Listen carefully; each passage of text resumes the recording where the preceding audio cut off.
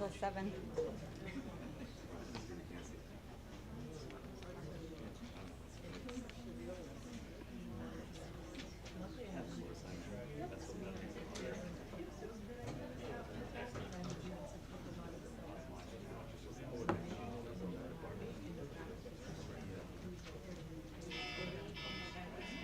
Oh, with that, I guess we'll go ahead and start.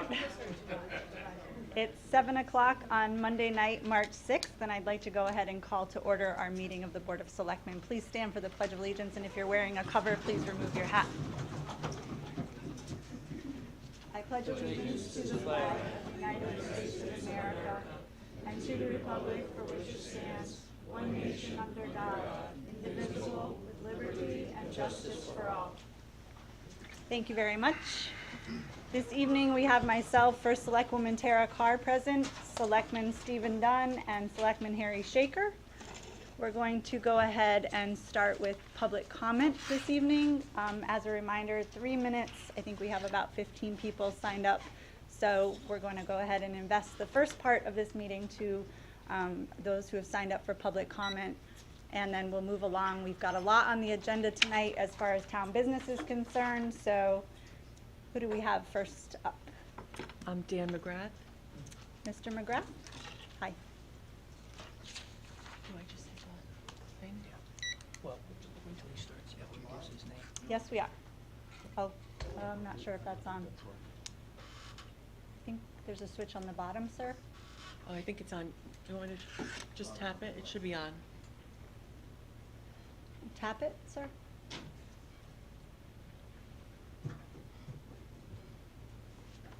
Switch on the bottom of it.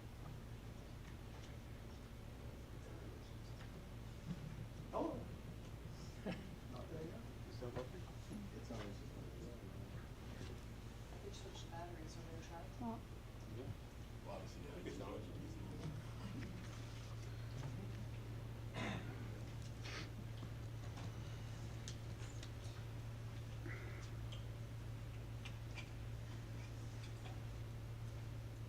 Sorry, guys.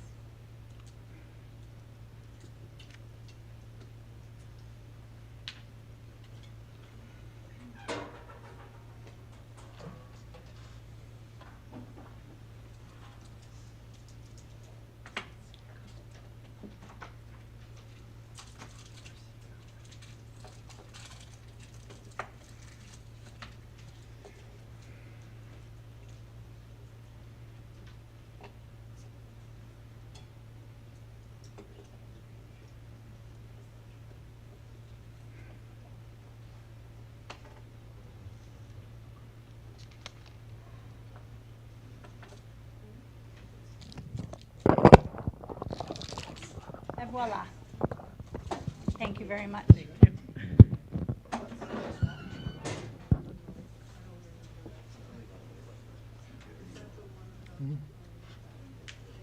You're all set, sir, whenever you're ready. Okay. Dan McGrath, 7 Falls Drive in Brookfield. Last month, Brookfield's residents were shocked and embarrassed to learn that their first selectman, responding to President Biden's handling of the Chinese spy balloon, had 3 times posted variations of these words on Twitter. Quote, "He's aiding and abetting the enemy. Ready? Aim, fire. 1 shot, 1 kill, that simple." It's a terse tweet. Biden is treasonous, traitors are shot, that simple. There's understandable fury over these posts. Twitter responded by suspending her account. Negative press followed with Brookfield in each headline. Though we know Ms. Carr is no fan of the president, she now assures us that she merely meant the balloon should have been shot down sooner. I doubt that. At a minimum, this was a double entendre. I believe she was being edgy, hoping to win a thumbs up from like-minded tweeters. We've learned how social media encourages extreme language. This is an example. First, her choice of words was inappropriate. Certainly, China is a rival of the United States, and there are rival spy programs. But we're not at war. They're not an enemy. They are also an important trading partner where negotiations and the give and take of diplomacy are led by the president. A leader should frame an issue correctly. Worse, her tweets were irresponsible. We look for our leaders to be wise in the ways of human nature, to temper passions, to pull us together, to make us proud of our community. Ms. Carr's language was inflammatory and shameful. She saw a traitor in the temperate leader of her country. Look, we're tired of mean girl behavior in Brookfield. I'm sorry, sir. Could you pull the microphone closer to your mouth? yeah, I can't hear you. Thank you. We look, burlesquing sniper slogans is not funny. We know disturbed people read such tweets and choose to do terrible things. It's essential that our town leaders, especially our first selectman, understand that each public speech reflects on our town. Irresponsible public speech, such as Ms. Carr's tweets, damage our town's reputation. Would someone reading these tweets want to live here? And as current residents, we're left fatigued and embarrassed. When is this behavior and its consequences going to stop?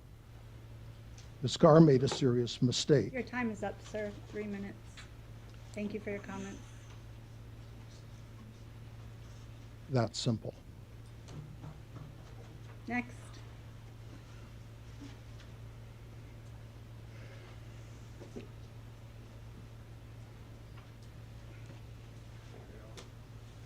Who's next on the list, Harry? Could you Yeah, I just think you're pull it over? Swift Tarbell the third. Mr. Tarbell? I'm not here for a public comment. I'm on the agenda for the street farm. Right. Yes. Right. Oh, okay. We're going to add you right after public comment, sir. You were originally on the bottom of the agenda, but we'll move you up. I'm sorry. You're going to have to just be a little patient. Mr. Tarbell? Oh, okay. Yeah. I'm sorry. Who's Who's next? after Aaron Mr. Zimmer. Mr. Zimmer? So- Just reset this. Just need to reset.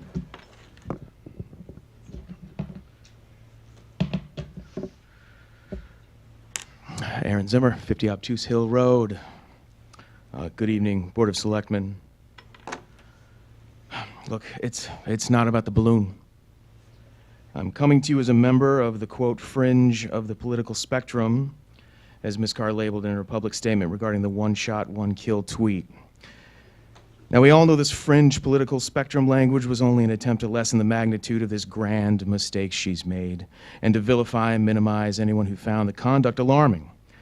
Because for it to be true, we have to accept that local residents, literally thousands of Twitter users, Twitter itself, nationally recognized gun reform activists, both Republican and Democrat journalists, and Fox are all the fringe. When the vast majority disagrees with you, they're not the fringe. You are. It's not about the balloon, because the content of the tweet isn't the entire problem. Even if we believe you when you say that it was about a balloon, it doesn't make the behavior any less dangerous when you could easily construe it another way. Any reasonable person can look at that tweet and think, man, that was not smart. And a refusal to own that mistake and instead double down and attack on those who are outraged is indication of a much larger problem. As the chair of the Brookfield Democratic Town Committee, I need to put into the public record that the First Selectman's assertion that this story was fueled by the DTC is patently false. If you look at the timeline on Twitter, you're going to see that the tweet was discovered by a political blogger who became outraged and shared the screen grabs. And then a few more followed suit, and then a few thousand more. And then the media picked up the story. The Democratic Town Committee has made just one public statement on the matter, which, by the way, did not take a position on the intent of the tweet at all. I understand that making us the aggressor in a conjured narrative, that this was an effort by the Brookfield Democrats to smear you, helps you to play the victim. But it isn't true, and you aren't the victim. And publicly saying so only further divides an already divided town. Look, your staunchest supporters are backed into a corner. where the only thing they can do is attempt to defend the indefensible. And for reasons that only serve you. You've damaged the town. You've damaged our reputation and further eroded town unity. And all along, you've been thinking about yourself when you should have been thinking about us. And that has nothing to do with a balloon. Thank you. Next. Sean Turner?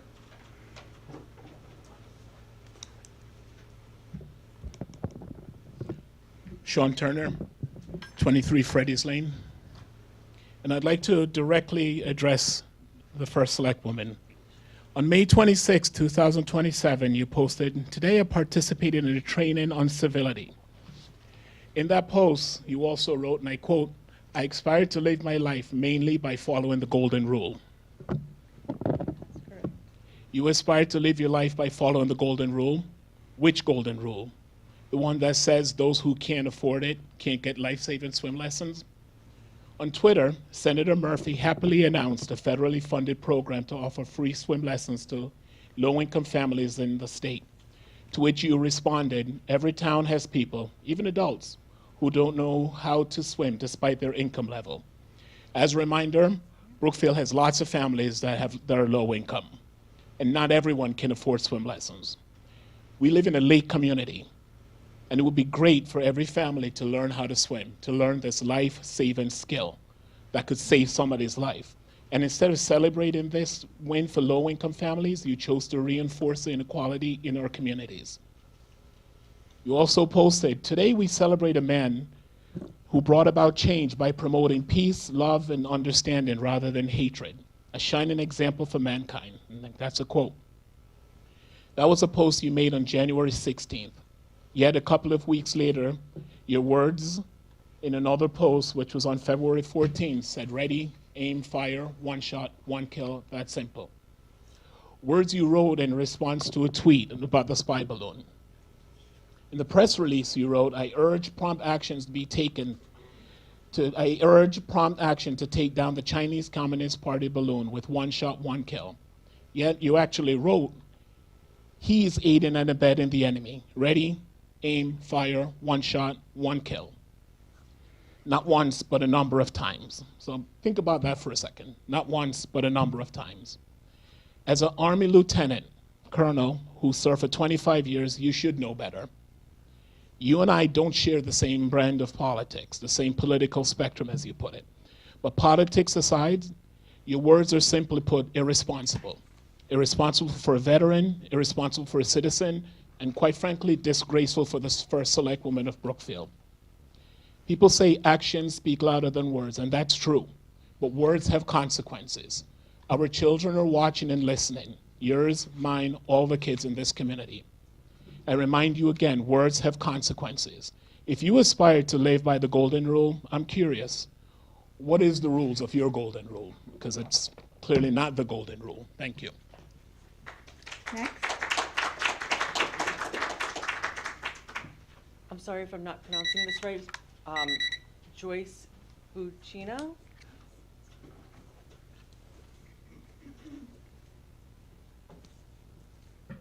Hello, Joyce Bocino, 7 Broadview Road. I do solemnly swear that I will support and defend the Constitution of the United States against all enemies, foreign and domestic, that I will bear true faith and allegiance to the same, and that I will obey the orders of the President of the United States and the orders of the officers appointed over me according to the regulations and the Uniform Code of Military Justice. So help me God. This is an oath similar to the one our first select woman, Tara Carr, made when she enlisted. The select woman, prior to her current position, had protected our country with her life. I have had the pleasure of getting to know her personally, and let me tell you who she is. Tara is a woman of integrity. Tara is a woman of faith. Tara is a loving wife and mother. Tara is a fierce fighter for all Brookfield residents. When Tara enlisted, she swore an oath in part to protect the president, not Republican presidents, any president. Her words on actions to be taken on an inanimate object, the balloon, have been misconstrued to be directed at a sitting president's life. While I certainly did not I certainly did not take her tweets to infer a person. Any miscommunication on this issue was further clarified by the Selectwoman, and one would think that that would have put an end to this wild goose chase. However, it has not. In the months since Selectwoman Carr has taken office, she has faced adversity from male leaders in Brookfield. I have watched meeting after meeting where there has been nothing but condescension and disrespect. There was never a peaceful handing over of power in this town, and it's been revolting to watch. Unfortunately, this was not enough for the few extremists in town. They needed to make things personal and involve out-of-town political extremists. In addition to twisting and misapplying her words, there is a fake Twitter account called @CarSelectmen. It has the Selectwoman's picture with grotesque postings and comments, still going strong. While I do not know who started the account, I can tell you it appears the account is being followed by at least 2 sitting members of our Democratic Town Committee. I would also like to remind everyone of the photograph of Selectwoman Carr meeting President Biden that was shared on town social media sites prior to her election in hopes she would lose traction among Brookfield Republican voters. We have a lovely town with wonderful officials and volunteers on both sides of the political aisle. Ensuring the brightest future for Brookfield necessitates acceptance and respect from all and an end to this assault on our first Selectwoman. Next. Who's next, please? Rich?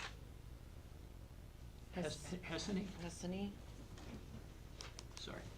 No. Thank you.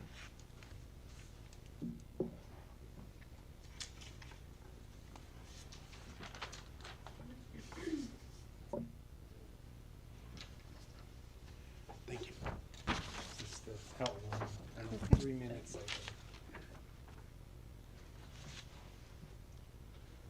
All right, I'm here tonight to bring to light a problem we're having with our food supply in town that we were getting from Costco. We used to get it from Stu Leonard's until the pandemic, and that had to end because we couldn't get people together. Could you please state your name and address for the record? Oh, Rich Hassany, 46 Silvermine. Thank you. And what we needed recently was a signature to continue the process of getting the food from Costco, since we lost Stu Leonard's. And we finally did get the signature, I understand. Yes. But for some reason, at the same time, somebody called Costco and told them we were not going to accept any more food from them. We don't know why. I mean, it would be nice to have an answer for that, because we've been doing this for years. I retired in 2012, and from that point on, I met John, and we've been doing Stu Leonard's until the pandemic, and we were still doing the Costco run to bring it back to the senior center, and then the people in town were able to come and get what they wanted. It's all labeled food. It's all made at Costco. It's all bakery goods. And we would like to know why it's been shut off. Yeah, Ellen and I had a meeting with John. John did not explain to you? We said that they didn't want the food in the senior center, and we don't understand why. I mean, if people there are talking about healthy food, what happens if somebody there at 85 wants a birthday cake? Because they're going to be stopped from bringing a birthday cake into the senior center? Because that's what I understand it's going into. It has to be healthy food. It makes no sense. According We to kept doing this even through the pandemic. We did it privately into somebody's home, and then we distributed it through all the seniors. But now we can't do it at all, because somebody has to get in touch with Costco and reverse what they did. And they're willing to give it to us, but somebody's got to get it straightened out. And it's just a shame, because it's been going on for so many years. Yeah, so the director of the Senior Center and Social Services, Ellen, and I had a meeting with John, went about an hour. So if John didn't share that information with you, I'm sorry. And if you'd like to come and have another meeting with myself and Ellen, I'd be happy to do that again. But John knows exactly what the explanation was, and the quality of that food does not adhere to the FDA guidance that the senior center receives for providing healthy and whole foods to our population, including the food pantry. So, Well, can't the seniors in town make the decision whether they want to have a cupcake or a... I mean, it's a lot more complicated than that, sir. There were issues with the trash and disposing of it because nobody was eating the sheet cake for 100 people and only a few people were having the pieces of the cake. I mean, if you'd like more information, please get on my schedule again with John. And if John didn't share the results of that meeting, I'm sorry. Okay. Thank you. Laura Orban?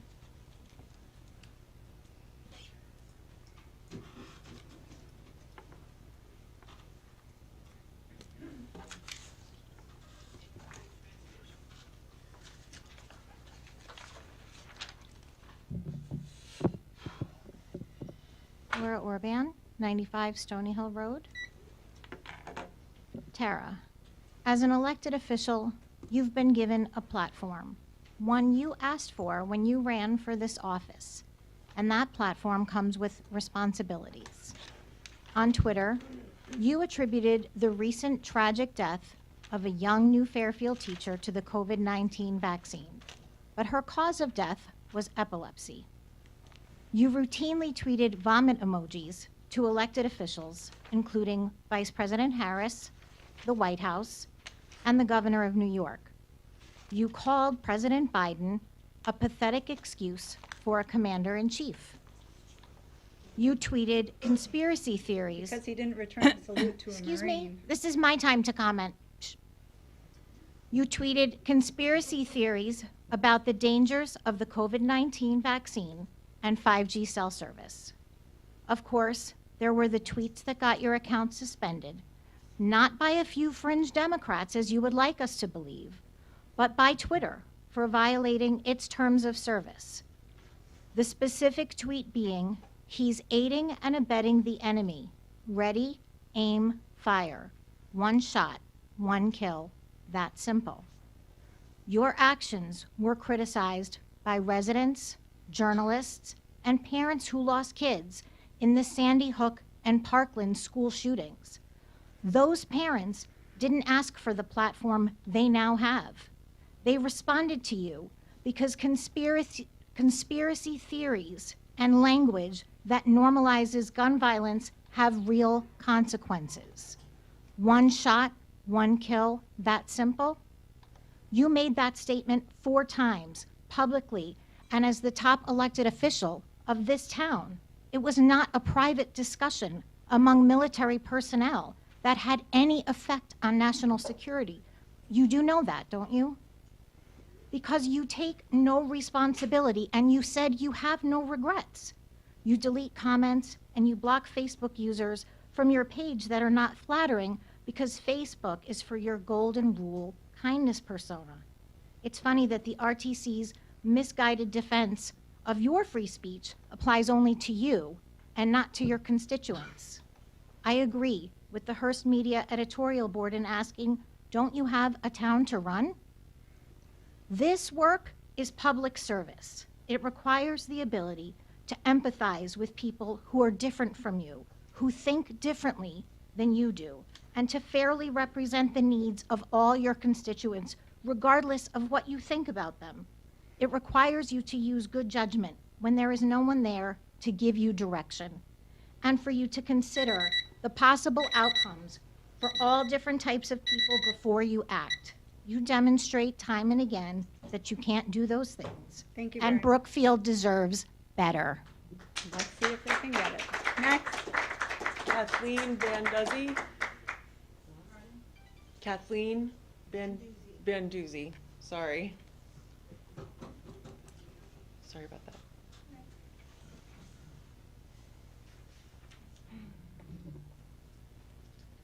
My name's Kathy Van Duzzy. I live at 198 Wiskinger Road. And good evening.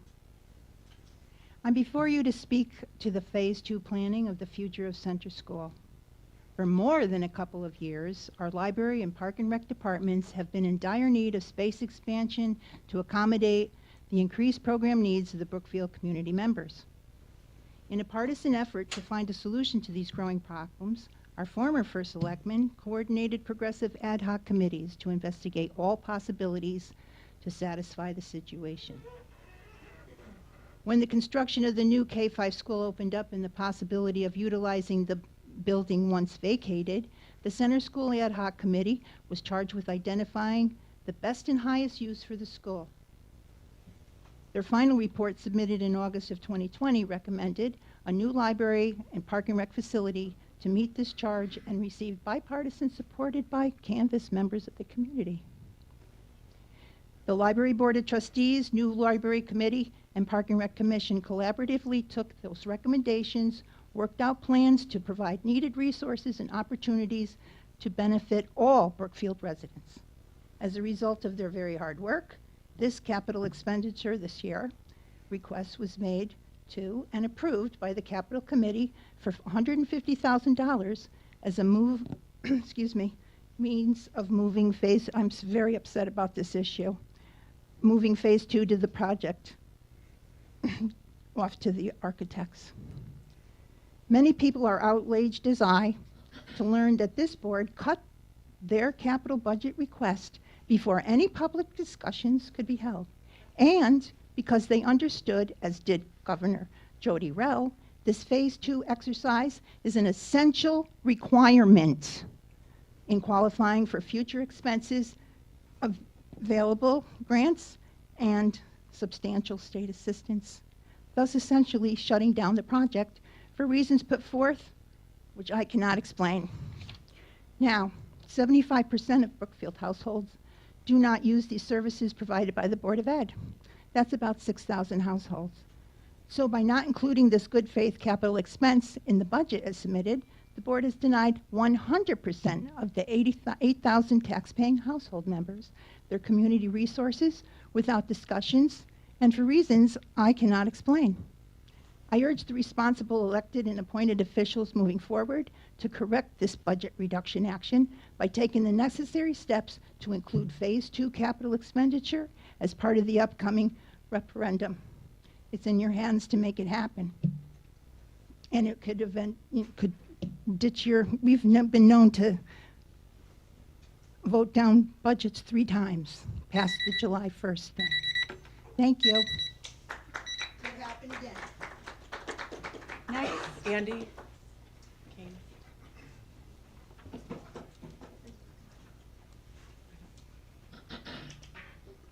Good evening. My name's Andy Kame. I'm at 5 Fernbrook Drive. I'd like to say thank you to the Board of Selectmen for all you do. As we have recently seen, leadership can at times be a trying job. It's especially sad when over the last weeks a few untruthful individuals stoop to identity theft, fake tweets, fake Facebook posts, and fake news articles to attack a dedicated public servant trying to improve our town.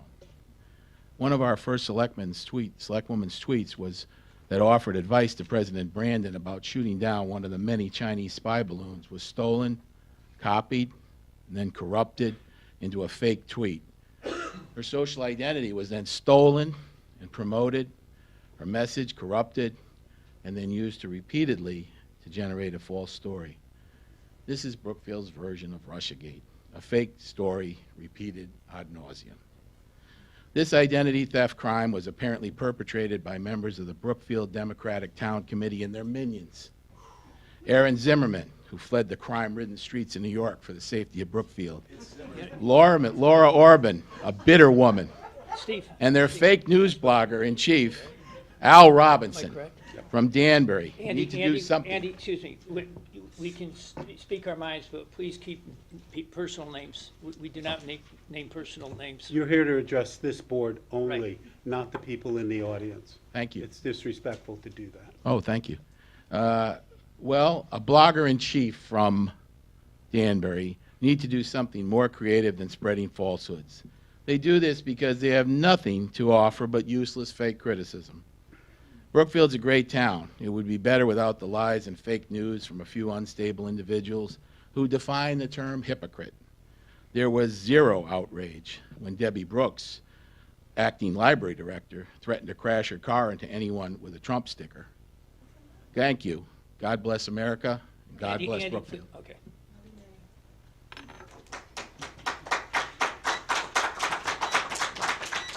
Next. Is there anybody else? Shannon Riley. Yep.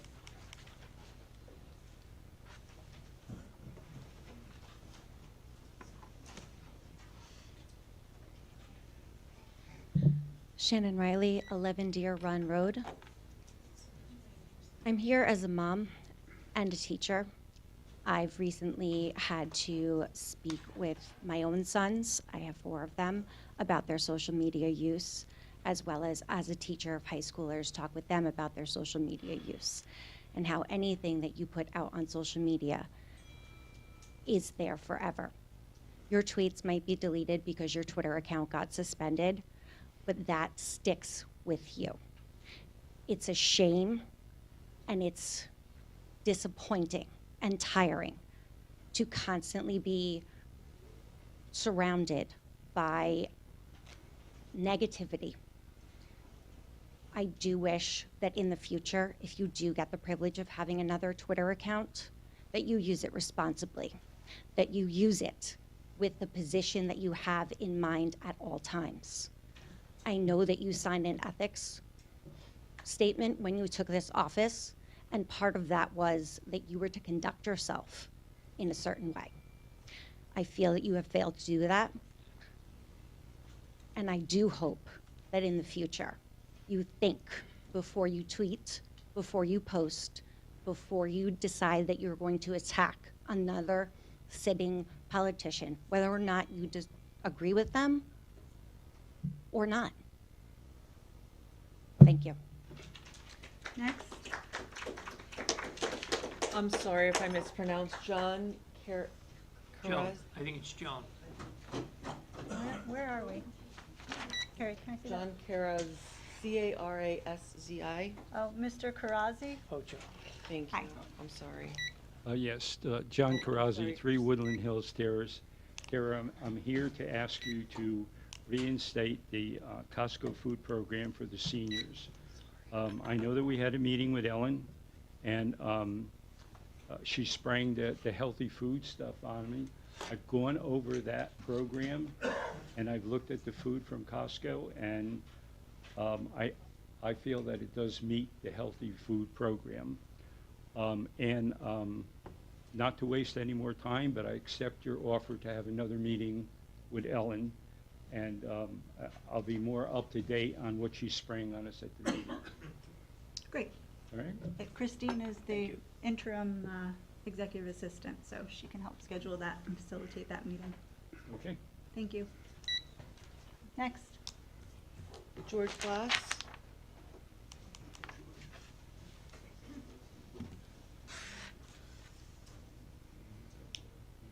George Glass, 3 Rachel Farm Road.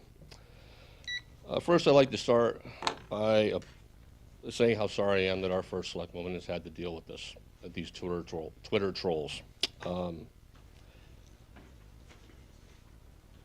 What transpired over the past couple of weeks over Twitter post that was completely taken out of context is nothing short of disgusting.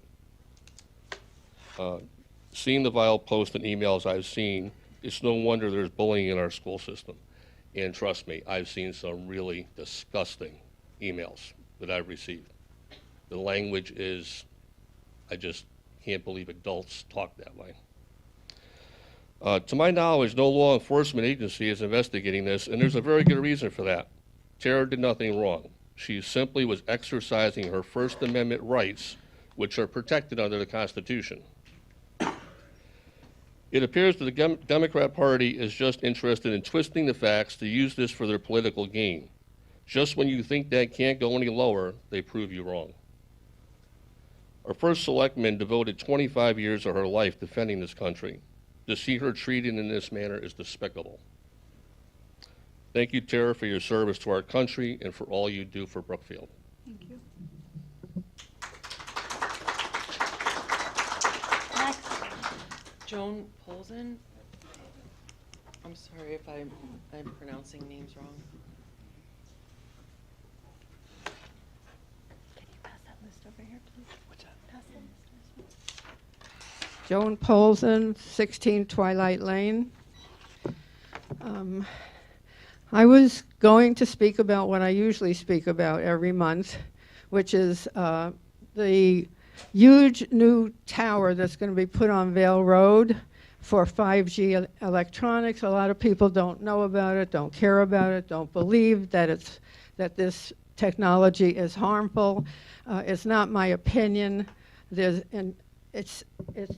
just want to let everybody know that there are 2 more applications in already for another one near the high school, and then some 5G cells someplace else, and this is just going to go on and on until until there'll be no escape from walking around in all that electromagnetism.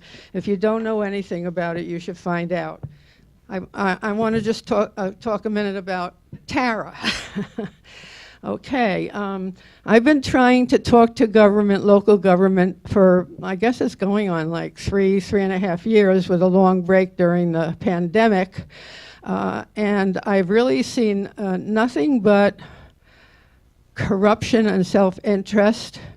I even went down to the Council of Governments. We have local councils of governments. If you don't know about that, they're not even recorded or kept records of, and they all meet together to do their planning. I offered to be on a 5G task force to let them know about the health, and I was told by the head of the task force we're not considering health. One selectman spoke out at one meeting and said, well, maybe we should look into health, and that was the end of that. So I've seen a lot of stuff in government so far that's really been disgraceful. And then I met Tara, and I feel like I know her personally. I started to get to know her before she was elected, and since she's been elected, she's just different, and she's different in a good way. She took us seriously. She understood the actual reality of the situation, and she put herself out there and tried to, all our equipment is approved by an agency set up by the governor and funded by the industry. And we just found that out. Not funded by our tax dollars. They just are a rubber stamp agency. It's just so corrupt. And Tara has stood up, and spoken up and tried to help us. And the reason is that she really cares about people. And she really cares about our safety and not about whatever else, advancement money, whatever else is involved in government. So that's my opinion. Next. Howard Lasser.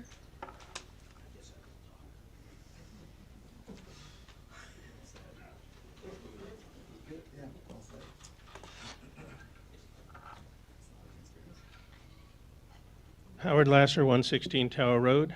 I'll just preface my remarks by inviting everybody here to the Brookfield Craft Center. We have an exhibition of local student art that is mind-blowing. Over 140 kids this year have submitted works of art, and I would encourage everybody to take a look. It is extraordinary. I don't tweet. I think I tweeted once when I was first elected to the Board of Selectmen. My tweet was something like, if the President of the United States is POTUS, is a selectman of Brookfield and SOB. Am I allowed to say that? I don't know. Anyway, I'm really more concerned about the use of public comment. And I know that the board received an email from Ray DeStefan. He did a fabulous job, very eloquent, probably better than what I'm about to say about the use of public comment. I recall many years ago, a member of the Board of Ed was objecting to the idea of broadcasting Board of Ed meetings because he was concerned that the members of the board would play to the camera. Fortunately, I think the Board of Ed has avoided that. Unfortunately, with the Board of Selectmen, and it's not just currently, it really started back around 2000 when the Board of Selectmen meetings stopped being business meetings and started being, an opportunity to make political points. And I think it's a detriment to the town.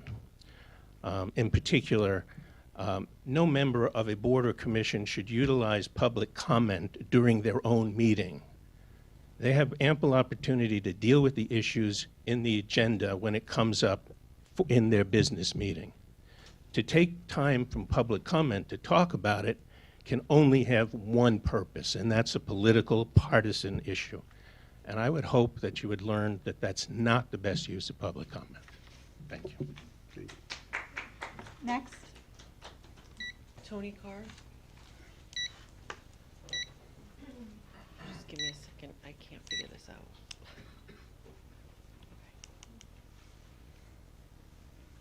Good evening. Tony Carr, 54 Indian Trail. I just want to thank the selectmen for all of you do, especially during this budget season. I know it's been a lot of work for each and every one of you, and I've had the pleasure, sometimes not the greatest pleasure, of watching your meetings at night and all your deliberations, and I know it's tough. So thank you for all of that. For those that think that they know how my wife thinks, I can tell you after 17 years, I still don't know what she's thinking. So to say that she meant something when you don't even know this woman is a very, very far stretch. So you may think you know, you may want to believe what you believe she meant, but it doesn't make it true just because you believe it. She told you what she meant, and if you ask somebody on the street what you mean about something, and they tell you, most of the time you take it for face value, but for some reason, many don't want to take it for face value. And the first selectman addressed the public and gave her reasons on what she said. And just, somebody mentioned earlier that it was 14 February when she tweeted. That's incorrect. It was on 3 February and 4 February as the balloon was transiting the United States. It wasn't 14 February. That's one of the many retweets. So I just want to say for the record, please don't try to put words into Tara Carr's mouth. If you don't know Tara Carr, and she will tell you what she means with all due respect. Thank you very much.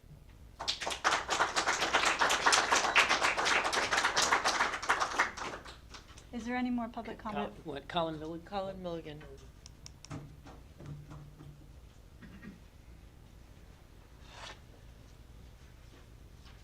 Colin Milligan, 256A Wisconsin Road. I know a lot of you. I understand there's a lot of different opinions. I understand this is about the Twitter. I called you last Monday. Sorry, I know you can't respond. If you could just lift the mic. Yeah, sorry, it's a little low. I'm a little tall. My concern isn't about what people think you said. It's not about what my thoughts are about what you said. It's really just about the negative attention that it's brought to the town. I get, I set up alerts where I get things sent to me about the town and about you automatically, and over the last few weeks, it's been a lot of negative stuff. And then when I called was when I saw an alert for a video online with over 100,000 views at the time, which features, Brookfield, Connecticut, and the first selectman saying she wanted to kill the president. And That's not what I said, sir. I'm just saying what the video said, okay? So, and as far as my opinion of what you said, I can only speak for myself. What you meant and what you wrote, I think, are two different things. At least I hope they are. But certainly, when you're writing, there's a subject with the noun, and then after that, you write about that subject. And it was clear to me what you said when you wrote it. You might have meant something different, but obviously that's not what came across to a lot of folks. And whether you agree with their opinions or not, they're definitely their opinions, and it's, a lot of negative information. And I guess at the end of the day, what benefit does the town of Brookfield have to you tweeting? What benefit do we have from this attention coming to this town? I don't see it. So maybe we can just stop it put out the fire, just eliminate the stir in the pot. I don't see any point to it. I don't see how it helps the town. That's my statement. Thanks. Any other public comment? That's it. All right. Moving on with our agenda for the evening. Getting down to town business. I'd like to make a motion to amend the agenda to move item 9 Delta to the next item before presentations. I'll second that. Any discussion on the movement of 9 Delta to the top of the order? All in favor? Aye. Aye. All opposed? None? Aye, to the first one. Okay, and this item is for 4 Tree Farm Lane, a fee waiver request from Mr. Tarbell. Thank you very much. I'll be very brief. I'm here in the... Thank you for your patience. Thank you for your patience. I appreciate your taking me out of order. Thank you, everyone. I'll be very brief. I'm here at the instruction of Demi Perpana of the Building Department to request the board consider respectfully the waiving the permit fee for my repair permit of my new house that had lots of defects. So I'm going to have to basically reconstruct the house out of my own pocket, and it would be nice if you could consider granting me that request. Okay, could you maybe, we received your letter. Yes. Thank you for taking the time Yes. to write that and address the Board of Selectmen, but could you just summarize what's happening here and why you need this fee waiver? Well, it was a new house. It was not built, it was built on speculation. We bought the house. It had received its certificate of occupancy by the town. Mhm. There were lots of hidden code violations and defects that were not discoverable until sometime thereafter, taking occupancy, moving in, and living in the house. 99% of the defects were hidden. It took our hiring engineers to cut holes in the ceilings and the walls on every floor of the house from the basement to the attic to find out that the house was structurally deficient throughout. So we're basically having to reconstruct. We'll have to reconstruct the house. And I've submitted the engineering plans with the building department. They're detailed and voluminous, and it will be extremely expensive to make these repairs. What year did you buy the house, sir? It was December 2017. Demi's note says the new house was built in 2016. Well, it was actually completed in 2017 because a certificate of occupancy was issued on the 7th of December, the day before the closing on the 8th of December of 2017. It was basically built in 2016, but there was a lot that was finished in 2017, and the certificate of occupancy was granted in December 2017. Okay, so the reason I added this item, just so it's clear. Yes, thank you. is because it is a little bit out of order. Yes. And we have chapter 127-1 Delta of our ordinances that provides instruction of fee waiver instances. There's 2 items, one which indicates that fee waivers will be with respect to school and municipal construction, to which this does not apply. And the second subsection that provides the Board of Selectmen of the town are empowered in our discretion to waive the building permit fees imposed by this section with respect to buildings and other structures to be constructed by a nonprofit or a tax-exempt organization.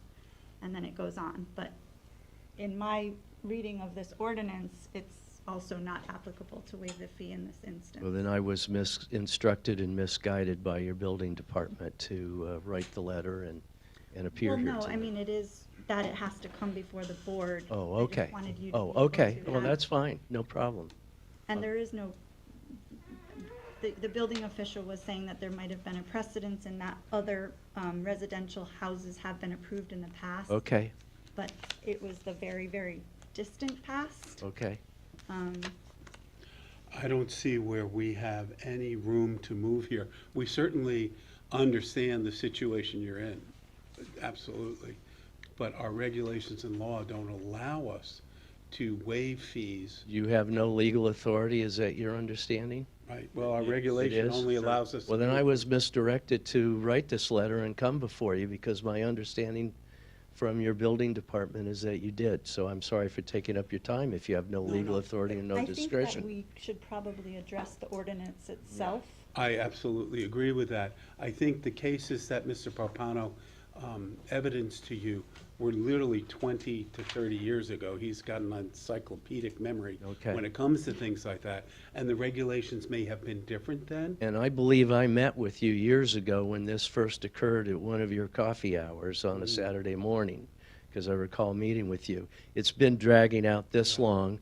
I could not afford the litigation fees any longer. It was costing hundreds of thousands of dollars. So I finally gave up, because this is going to cost me hundreds of thousands of dollars to correct mistakes that the town overlooked in its inspecting this house when it was being built. Yeah.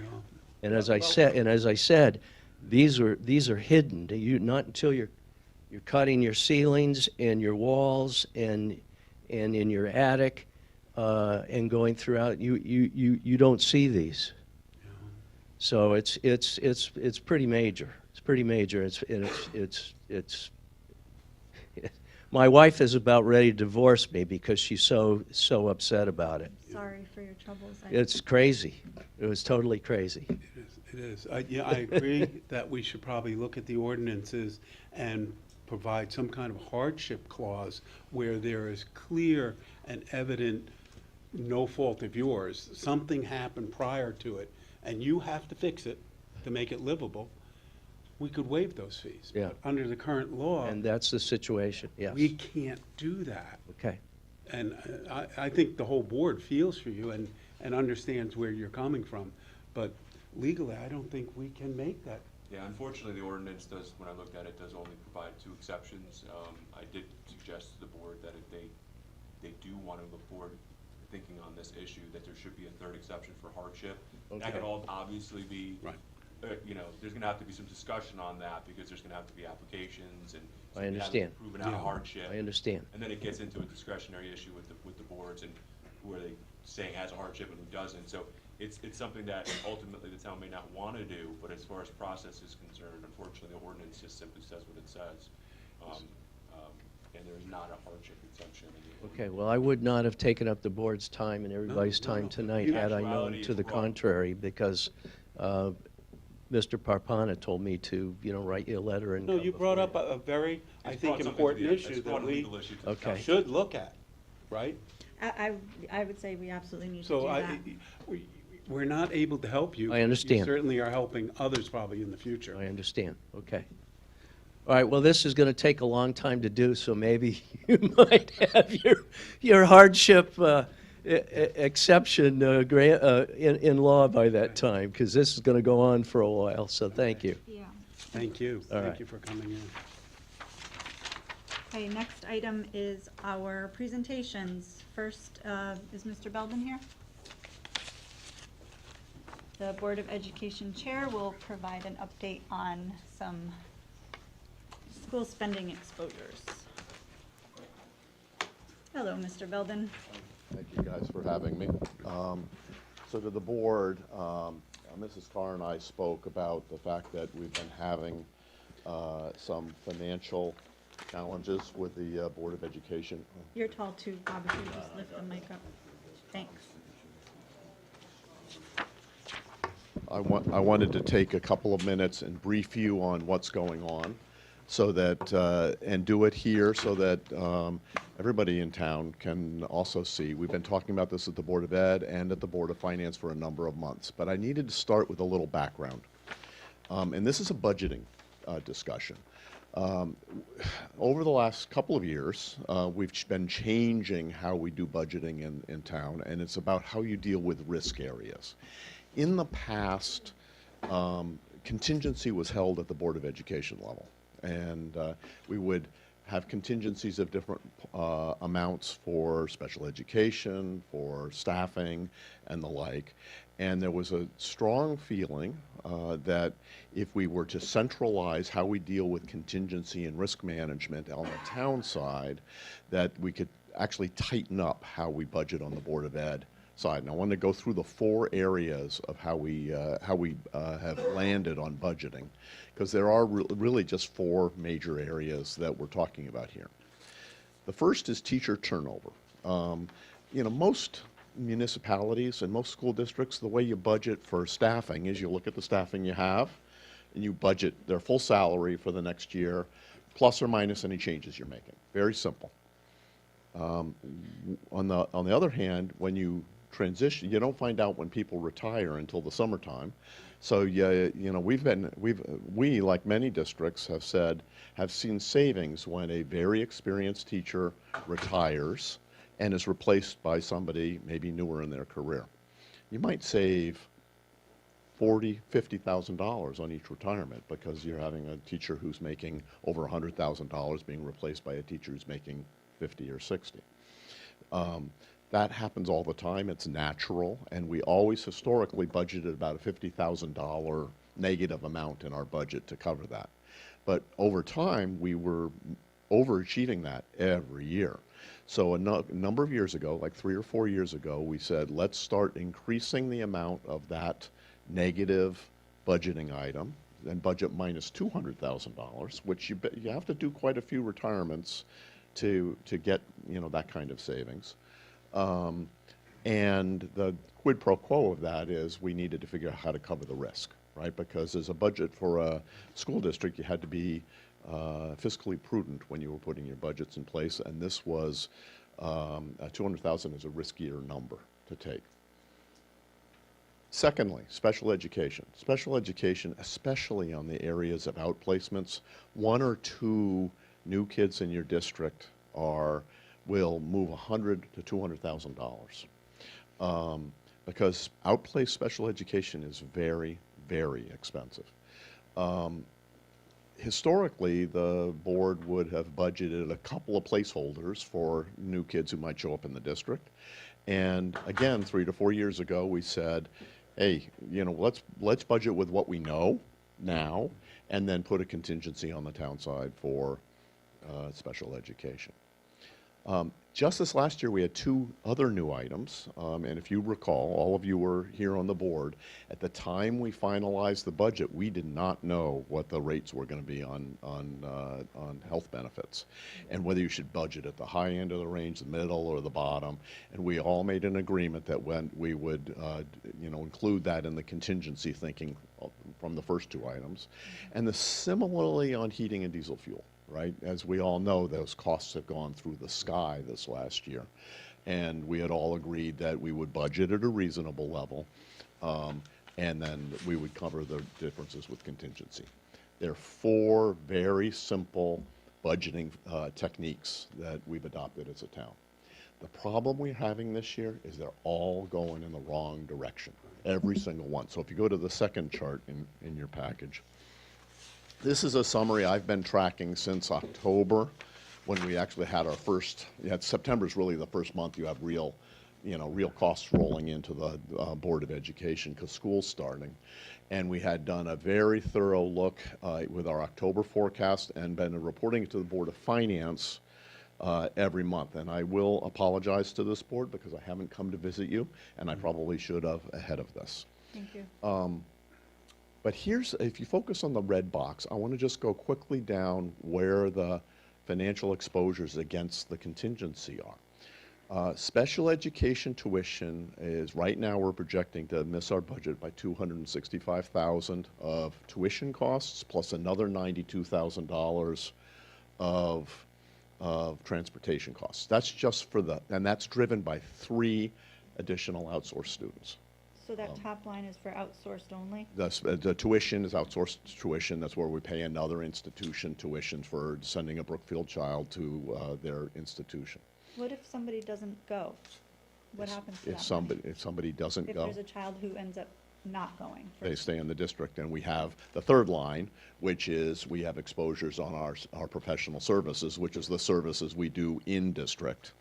where we actually hire professionals who do reading, dyslexia, behavioral, and all sorts of therapies. So, And, excuse me, Bob, but our goal is always to keep it. oh, we in-house always want to if we have kids possibly. in district if we can. So if the money's not allocated for a student who is scheduled to be outsourced, but then ends up not for some reason, what happens to that money?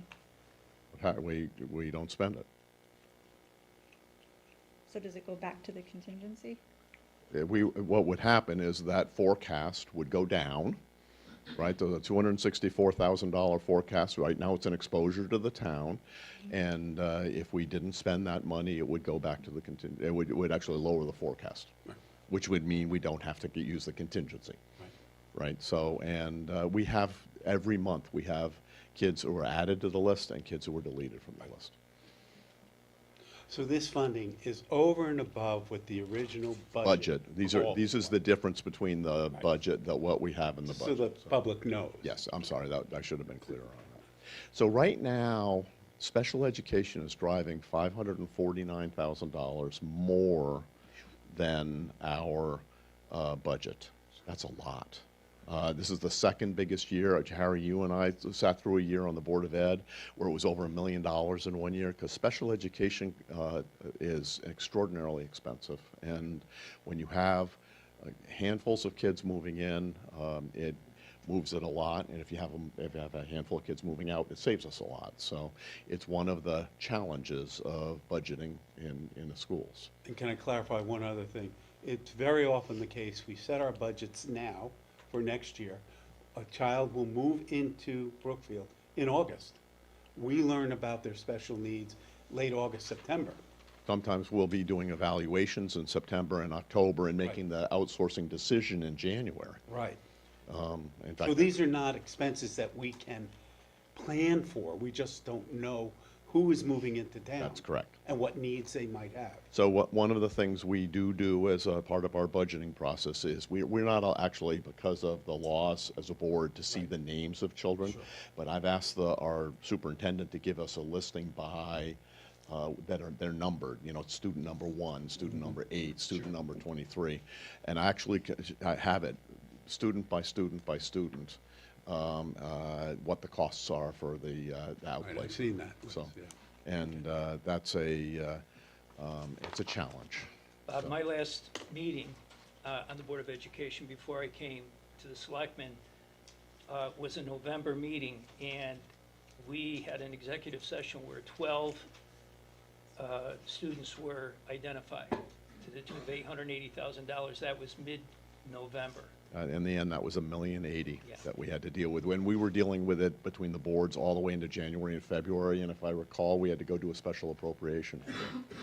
So, and I'll just editorialize for a moment.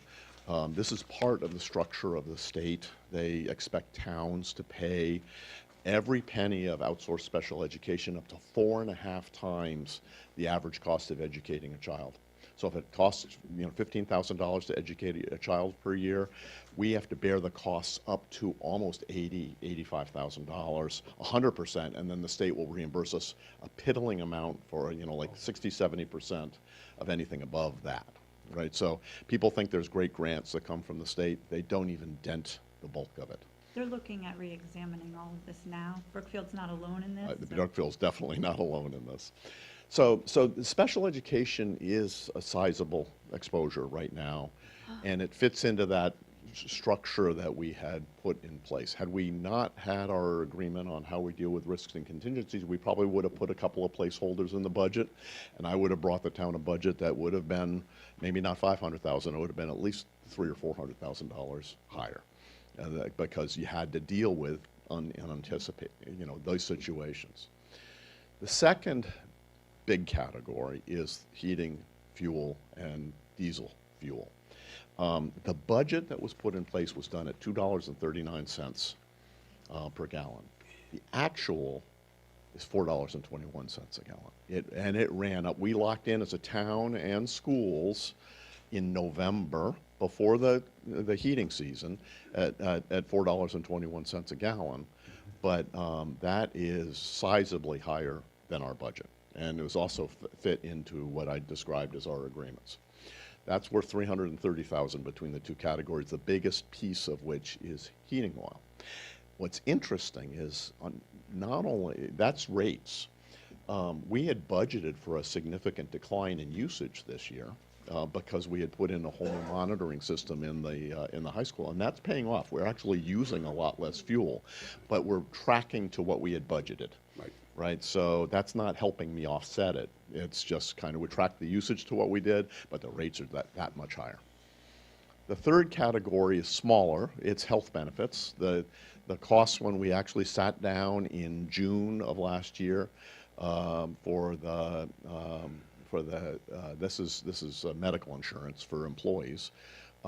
We had estimated that the final rates that came in were $105,000 higher than we had budgeted. Right now, we're at $108,000 higher, and so it's very much all rates. We have not had many changes in enrollment on the school side, and I do know, Mrs. Carr, that on the town side, we've had a couple of things that have helped offset it for the town side, which is great, but we haven't had that luck, sadly. Is this at the recalculated 7%, or is this at the 10%? No, this is this year. This is this year. This is this year. The next year, we're the budget, just for everybody to clarify what you're doing. So for next year's budget, they had told us the rates were going to go between 8 and 10%, and we had budgeted at 10%, and in fact, we just got a letter saying 7.1% for next year.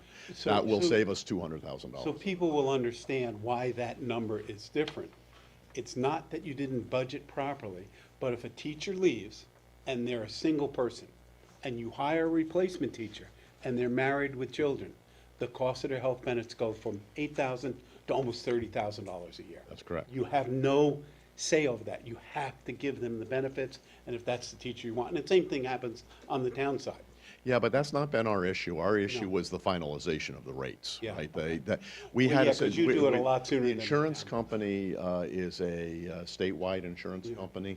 We've been urging them to have their rates in January so we can budget correctly. Thank you for doing that. Yeah, and They still- and they're listening, it sounds like, but they're not there yet. But they're better this year than they were last year. Last year, they kind of gave us high-level ranges and then didn't finalize until June. Right after our budgets were done, and it impacted both town and schools. I think we'll see a difference for next And year. we took a guess, our best estimate from the experts, and we're going to be 108 over.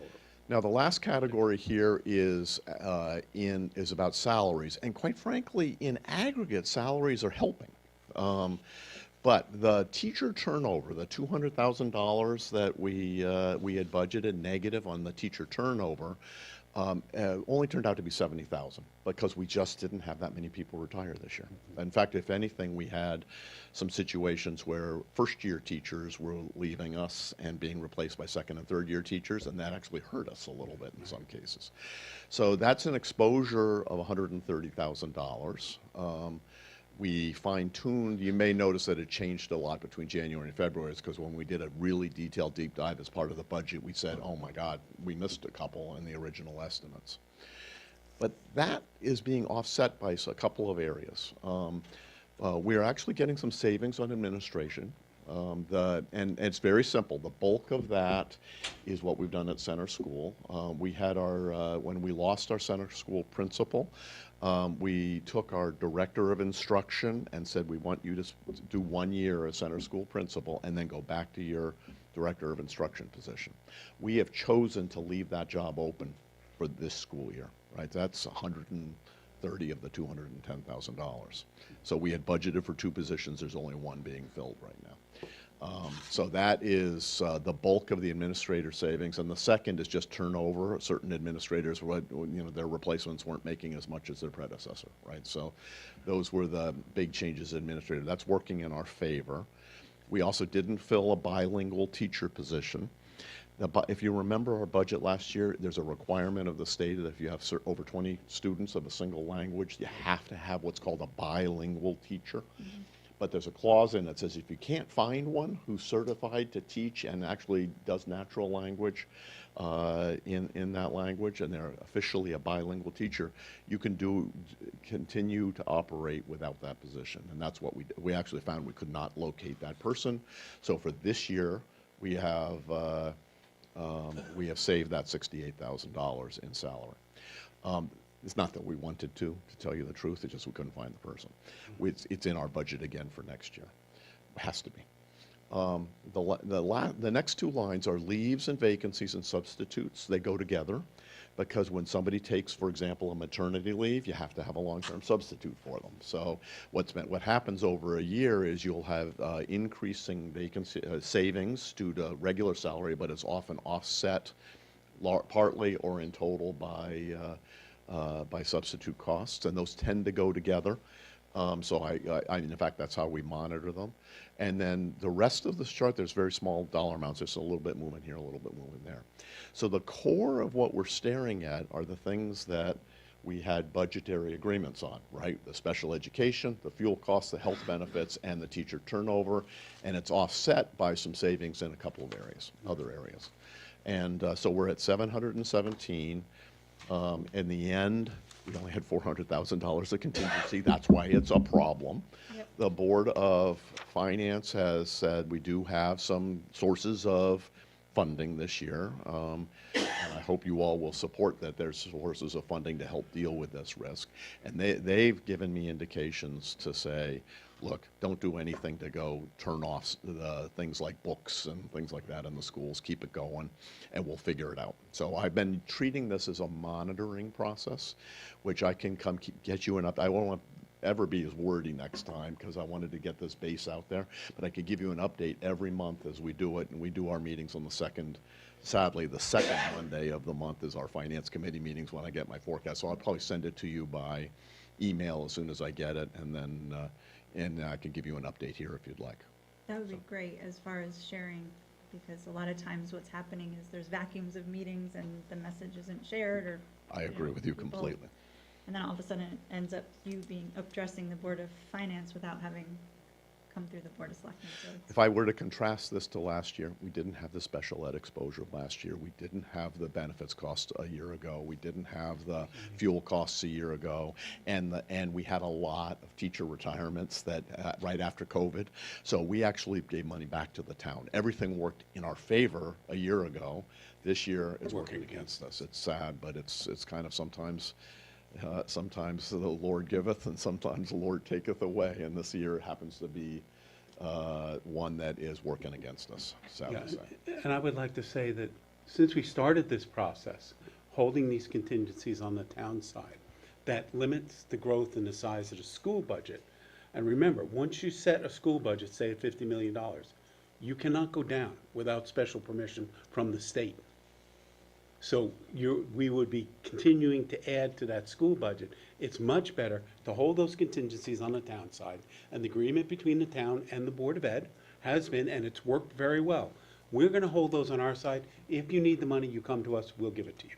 And that's worked very well for 4 years. And it has helped limit the size of the growth of the Board of Ed budget because you don't have to put those contingencies And I will on your speak side. I'll speak for my board. We're 100% in agreement with the approach. Okay. It's a logical approach. It gives for tight budgeting, by the way. It gives us, it allows us to bring a very tight budget forward to you all when we bring a budget forward.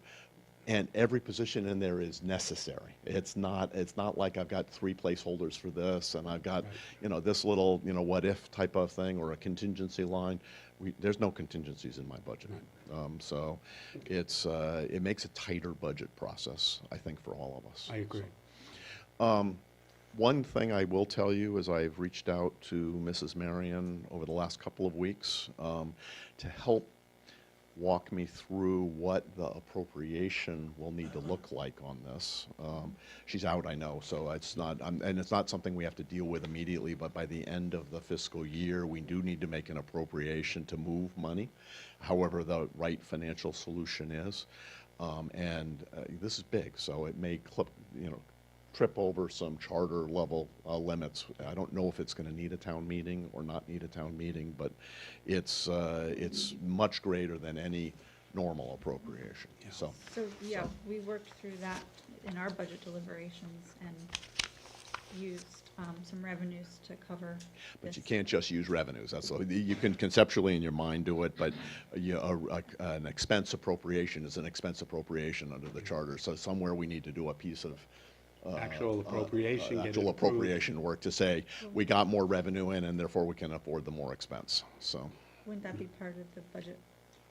but for this year, we're not doing another budget. This is a this year question, not a next year question. For next year, it's in the budget. So, but this year we have to do something. So, and I think we can work on that over the next couple months on what that would look like. And I know Mrs. Marion will have some great suggestions on how to work with that. So I have great confidence in the staff of the town to help through Yeah, this. and I think, given the way this year's funding from ARPA, the feds, from FEMA, from interest, gives us a significant amount of leeway and ability to work on things like this. Yep. We just have to make the appropriations correct. And the last thing I'll say, Guaranteed every year. I'm sorry, excuse me? Those things aren't guaranteed every year, though. So it could- No, not every year. No, this isn't an every year thing. This is this year where everything went the wrong way, the 717,000. I hope never to have to tell you that again. You have a perfect storm here, Bob. This is a perfect storm. The other thing I will say is when we put our budget together, we go from last year's budget to next year's needs. It includes both the $700,000 that we're seeing this year plus the growth for next year. So people think our budget, when we brought it forward at 4.3%, was all about 1 year. That's actually 2 years worth of escalation. Because we had to deal with the 717, plus on top of that, the rates are always built on. I'll take health benefits. It's 7.1% off of a number that's $108,000 higher to start with. So it's my estimate, it was almost half of the total year-to-year increase that we were walking forward on inflation. So it's made budgeting challenging as well. So. You can say Thank that you, Bob. again. Yep. So thank you all. I appreciate your time. Thank you, Bob. Okay, next is Colette Sturm for Brookfield Cares.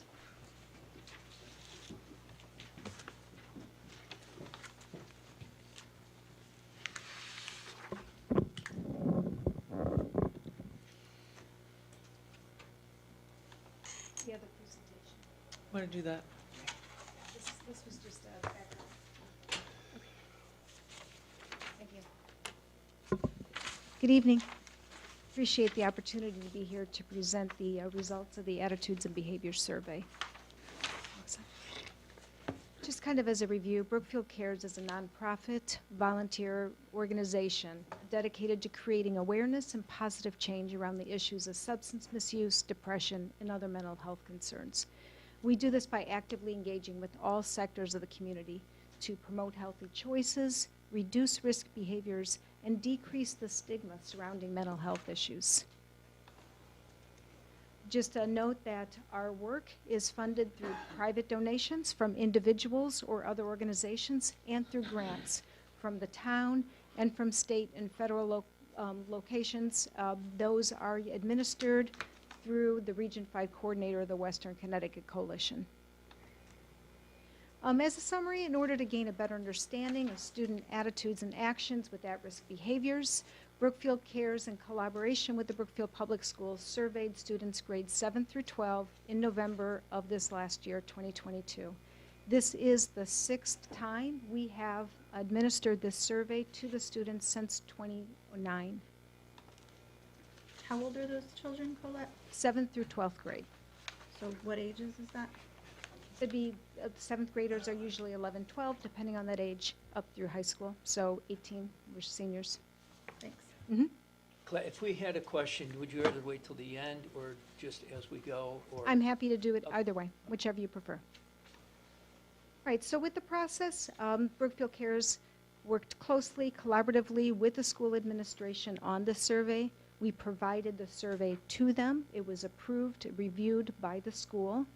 Parents were notified by the school before the survey was given. They were offered the opportunity to view the survey questions at the schools and were given the opportunity to opt their children out of the survey. 22 parents did opt their children out of the survey this year.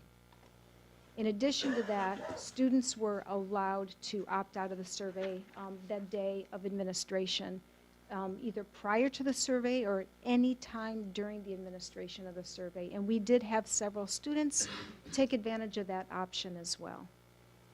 I can't stress this next bullet enough. This survey is completely anonymous. Results absolutely cannot be tied back to individual students. The survey result is provided only to Brookfield Cares, who then supplies the results to the schools and then does a report to the Board of Ed, Board of Selectmen, and within the community. These results are also shared with the Western Connecticut Coalition, who does not report by Brookfield data, but in aggregated data trends to the Department of Mental Health Addiction Services. Glad somebody had asked me, is there a digital, do the students have a digital signature or anything when they take this? No, they take it on their digital device, but there is no signature supplied to it. And we're going to go through data security right now, if you don't mind. The data is stored on secure servers with Search Institute, with only availability by Search Institute. Each data set has a unique number assigned to them. So no, it's not a digital ID that's provided to them. Organization, youth identification is not stored on these databases at all. Web pages are encrypted, data stored on secure servers. This data is not used for any purpose other than providing it to Brookfield Cares. As a matter of fact, we are not even provided the number of respondents to each question. We are only provided percentages, again, to keep it as an aggregate data. Neither Brookfield Cares nor the Search Institute sells or profits from any data generated by the survey. Going back to your process, if Sure. you don't mind, I didn't Of course. realize we were skipping ahead to data security, but Oh, no problem. what do those children do who don't participate during that hour? Opt out? I think that is dependent upon the teacher. They may just review, do homework, et cetera. I am not sure, in all honesty. And That's a process who with the keeps track schools. of who's opting out? Like my family, for example, if I want to opt out, every time there's a survey, we have to opt all 4 children out of every survey? Of the Brookfield Cares, this survey is given only once every 2 to 3 years, so it would probably require an additional opt-out because it's a different survey. So who decides if it's opt-out or opt-in? What does that mean? There are 2 different options that are provided. Opt-out usually means that we provide the information to the students or whoever's the survey administrator, to the parents. You allow the opportunity to look at the survey, then the parents will opt the children out. Opt-in requires a permission slip that the parent signs that returns it to allow the individual to take the survey. Generally, there are a couple of different markers. One is chosen for the other. If the data will be identifying it all, or if the student is identified in the responses, then it's always an opt-in situation. If it is large scale to this extent and there are no identifying factors, then it generally tends to be an opt-out. So is this is a national survey? Yes. The survey has been administered to over 5 million students nationwide. And no schools that administer this use the opt-in as an option for this survey? Well, I can't speak for every single school. Generally, for all of the schools in this area, or the town's community schools in this area that do it, and there are several, going ahead, Brookfield Cares is considered a local prevention council in Region 5. The state is divided up into 5 different regions. There are 25 LPCs, or local prevention councils, within Region 5 that service 43 towns. Of these 25 LPCs, 18 of them have used this very survey, the Attitudes and Behavior Survey, in some fashion over the last 15 years. And I do know that those surrounding us all use an opt-out option just because of the type of survey that it is. It's generally accepted to be an opt-out. And what would the just out of curiosity, what would the downside or to either the survey, I'm not gonna say to Brookfield Hills, but for the survey, to have it be an opt-in versus an opt-out? I mean, what would the detriment be, or what? Well, we certainly would not get the sample size that we have and that we generally need for these type of results. It's the same thing as a permission slip for someone to go something. How often does it take for someone to remember to sign that permission slip and put it in and do everything? For this type of survey, for the questions asked and for the sample size, opt-out is usually always the way that's chosen. So it's And about accepted. getting the sample size. Among other things, and just with the non-identifying factors of each student, and with the questions asked. Thank you. Mhm. Okay, the survey itself, developed by Search Institute, works with what we call both attitudes and behaviors. So the behaviors is a wide range of risk behaviors, including alcohol, drug abuse, depression, suicide, gambling, vaping, and for the first time, safety at the request of our school administration. They also work on developmental assets. It's research-based framework that shows a clear relationship, a very valid and reliable predictor between high asset scores and driving behaviors with our students. If anyone has any further questions about that, I really encourage them to go to the Search Institute website, which has a wealth of information about it. This, I had just mentioned everything before. There's 18 out of the 25 LPCs that have done it, and 5 million students have taken the survey.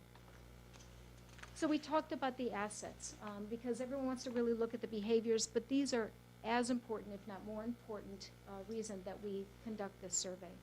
So the assets are 40 attributes, you can call them, that are skill sets, experiences, relationships, behaviors that are reliable and valid predictors of our students' resiliency and success and thriving behaviors. These can be both external assets, support, empowerment, boundaries, expectations, constructive use of time, and internal assets, commitment to learning, positive values, social competencies, and very importantly, positive identity. I'm not going to take the time to show this video, but this is on our website.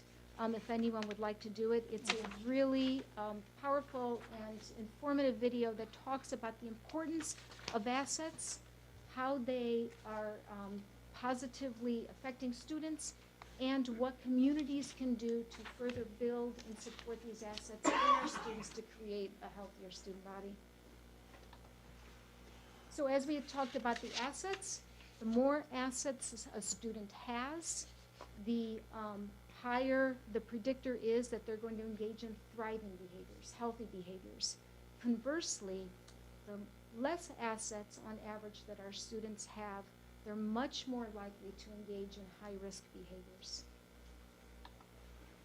So we track the average amount of assets our students have, and we have done this each survey.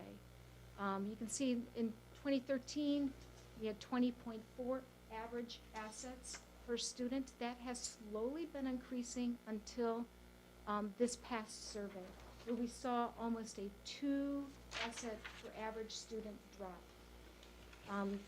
Interestingly, Search Institute... Can I interrupt you for 1 second? Sure. Can you, for the people who are not familiar with this, can you define what is an asset? Yes, as I had said before, it's one of the 40 attributes that... I mean, maybe I was not listening. Yeah, it was a little bit ago. That's all right. They're attributes that are reliable and valid predictors of a student's resiliency, success, and thriving behaviors. Okay, Both thank you. internal and external. Okay, Mhm. thank you. So the Search Institute reports that on average, in 2021, the average assets per students were 21.6. Even in spite of the COVID challenges, that number almost seemed to stay steady. It changed in the assets, but it's steady. So the fact that we have dropped almost 2 average assets is a little bit of a concern, something that we absolutely need to work on. So what are students telling us about the assets? This is where They are reporting we have the strongest assets. The first one I am most pleased about actually, and that's positive peer influence. We're seeing from 75% to 85% report on this asset. This is big, and this is really healthy and helpful for our students. And I'm going to be speaking to this and of this throughout the survey, because you're going to see where that positive asset is actually affecting our students' behaviors. We stay strong in many of the other assets that we have been strong in, including school engagement and family support and time at home.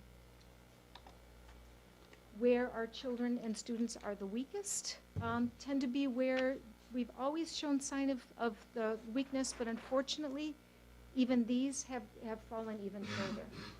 There's one exception to that. I'm really, really happy to say that reading for pleasure has increased almost 10 percentage points after a slow, steady decline, which we had been attributing to social media presence and electronic devices. We are seeing a nice jump there. So, of these assets, you said there's 41 of them? There's 40. You see the number to the left. Yeah. That's the number.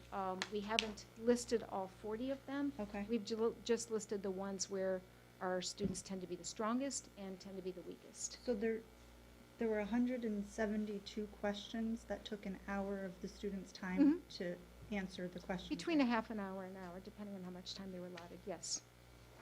Not to jump ahead, but do you get into how many of the children were able to answer all 172 questions? We do know how many surveys were thrown out, because if a student either did the same response again and again and again, or did not fill out more than 30 questions, those surveys were automatically thrown out because they weren't considered reliable. So you said 22 parents opted their children out. How many children was that?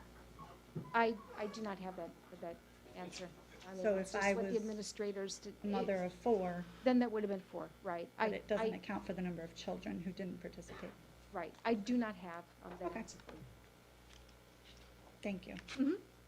But this is where our students were the weakest. And I do want to point out, this tends to be a trend, but it's even decreased more, is our students' perception of a neighborhood and that of a caring neighborhood.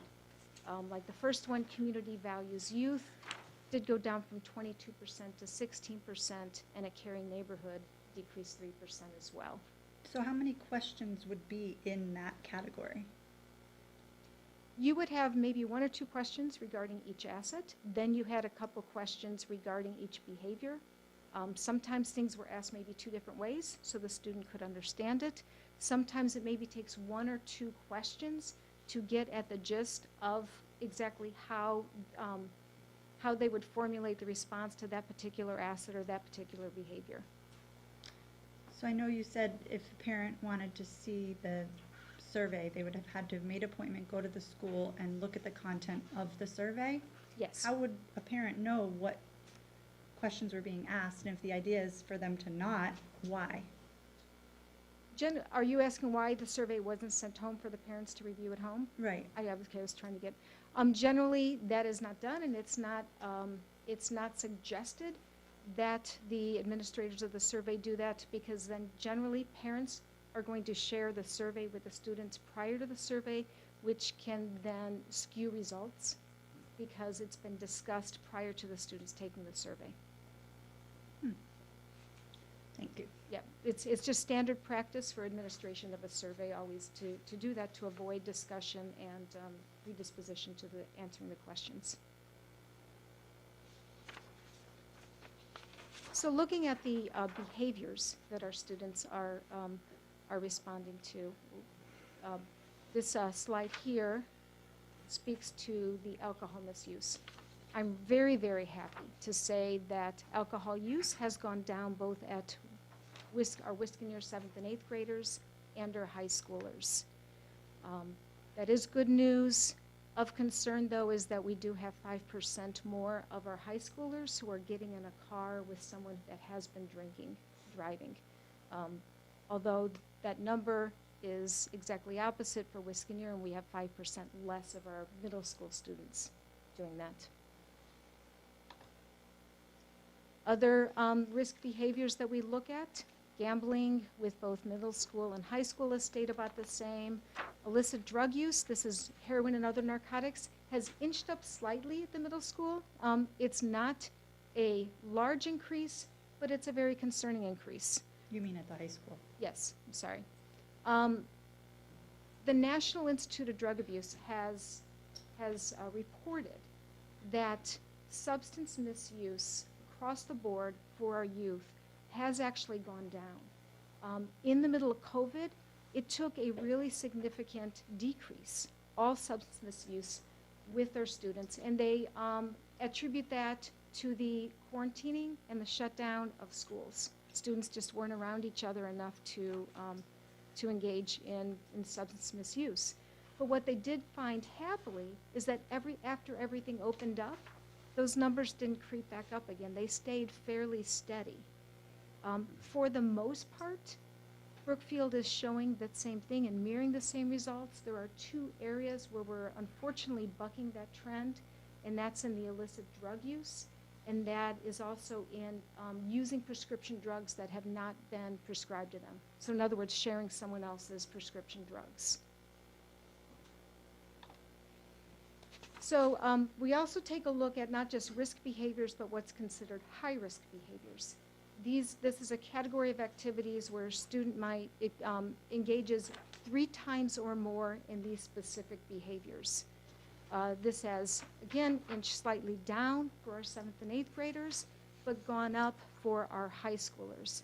I will tell you that for the violence high-risk category, the increase is almost completely due to fighting and hitting, and the antisocial one is completely due to an increase in shoplifting. Now there's a lot of different activities in those categories, so we wanted to tweeze it out a little bit because, you know, with violence, for example, fighting is a lot different than carrying a weapon. So we went ahead and delineated in detail the specific activities within each of those behaviors. So this one shows the students that have engaged in that behavior once or more and those that have engaged in it 3 times or more. I will tell you that weapon use is defined as using a weapon to take something that does not belong to you, and weapon carry is carrying a weapon for protection. This slide is a little bit of a concerning slide. It deals with the mental health issues that our students have reported. Students reporting disordered behaviors has increased significantly with both our 7th and 8th graders and our high schoolers, to the point that we do have 28% of our high schoolers who are now reporting disordered eating behaviors. Depression has decreased for our 7th and 8th graders, but it has also gone up 4% for our high schoolers. So we now have 25% of our high schoolers who are reporting feeling sad or depressed most or all of the time. And happily, there is a dip in the reports of attempted suicide at Wisconsin, but we do have a 3% report of increased suicide attempts at the high school, so we now have 16% of our high schoolers that have attempted suicide at least once. I'm sorry, of what population? What numbers is this based off of? This is based on the survey. It's a startling number. It's a very startling number. We have 100% of the high school students took this survey? No. 100% did not take them. We had, let me get, and I'm sorry, I had the numbers. I mean, I'm not honing in on this. No, we they don't are have startling. This is 100%. horrible, but I just want to get Yeah, we don't have clarification of 100%. We probably, what? with the amount of students that took it versus the amount of students that opted out versus those surveys that were not used and discarded by Search Institute. At the high school, we had many more surveys that were not used, that were discarded because they weren't able to finish them in time. So how many were valid at the high school? I would say probably 50 to 60% of the students took the survey at the high school.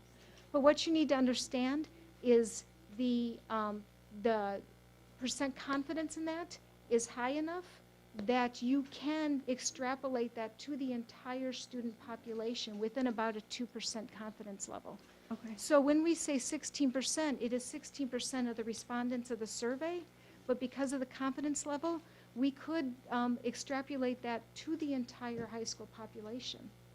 So it is a very startling, concerning number, that we've had 16% of our high schoolers that have reported attempting suicide at least once.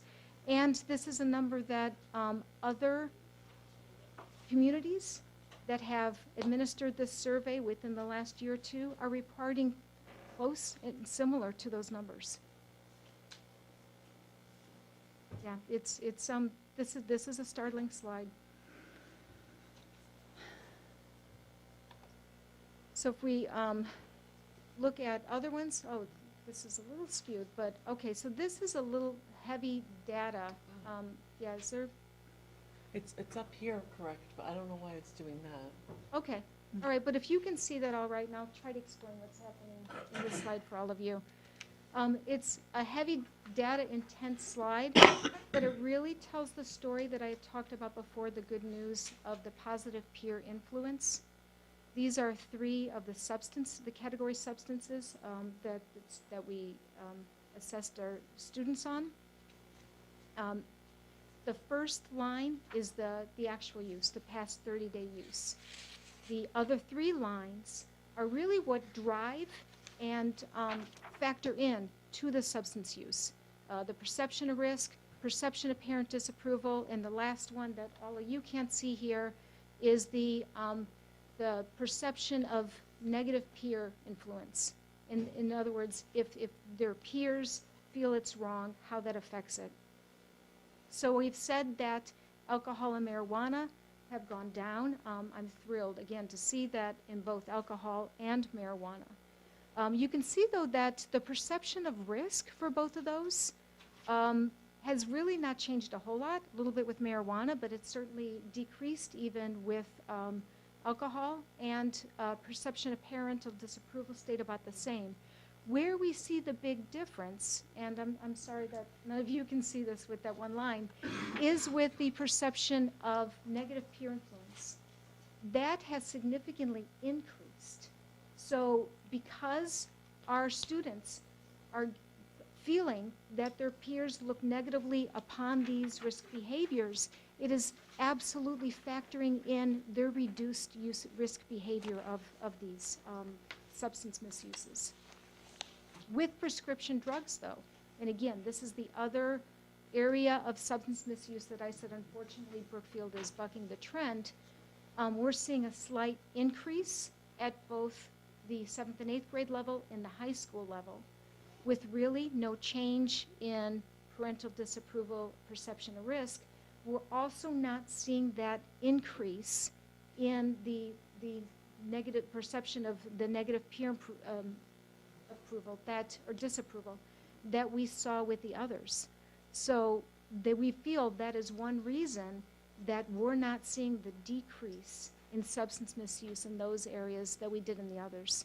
So it's absolutely how we can factor in and use our messaging and programming, not only to talk about the negative effects of substance misuse, but also to pull in the peer the peer approval, disapproval towards these specific risk behaviors.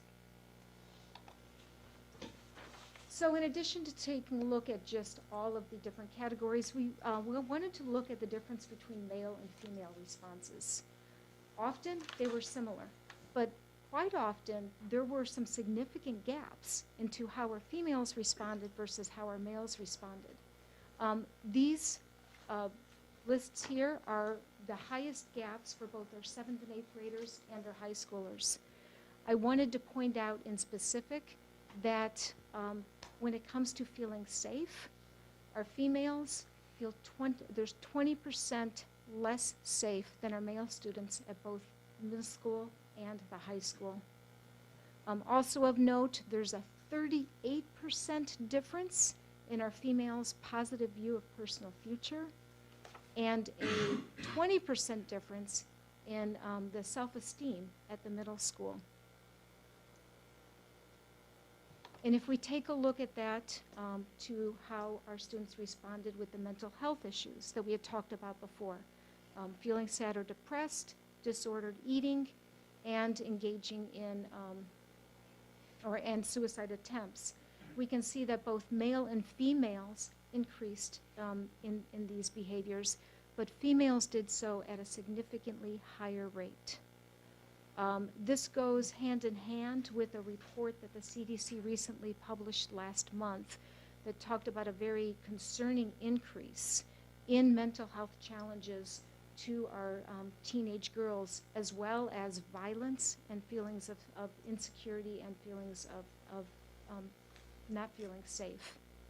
This, again, as I'd mentioned before, also validates what other communities in the area are seeing with their attitudes and behavior results.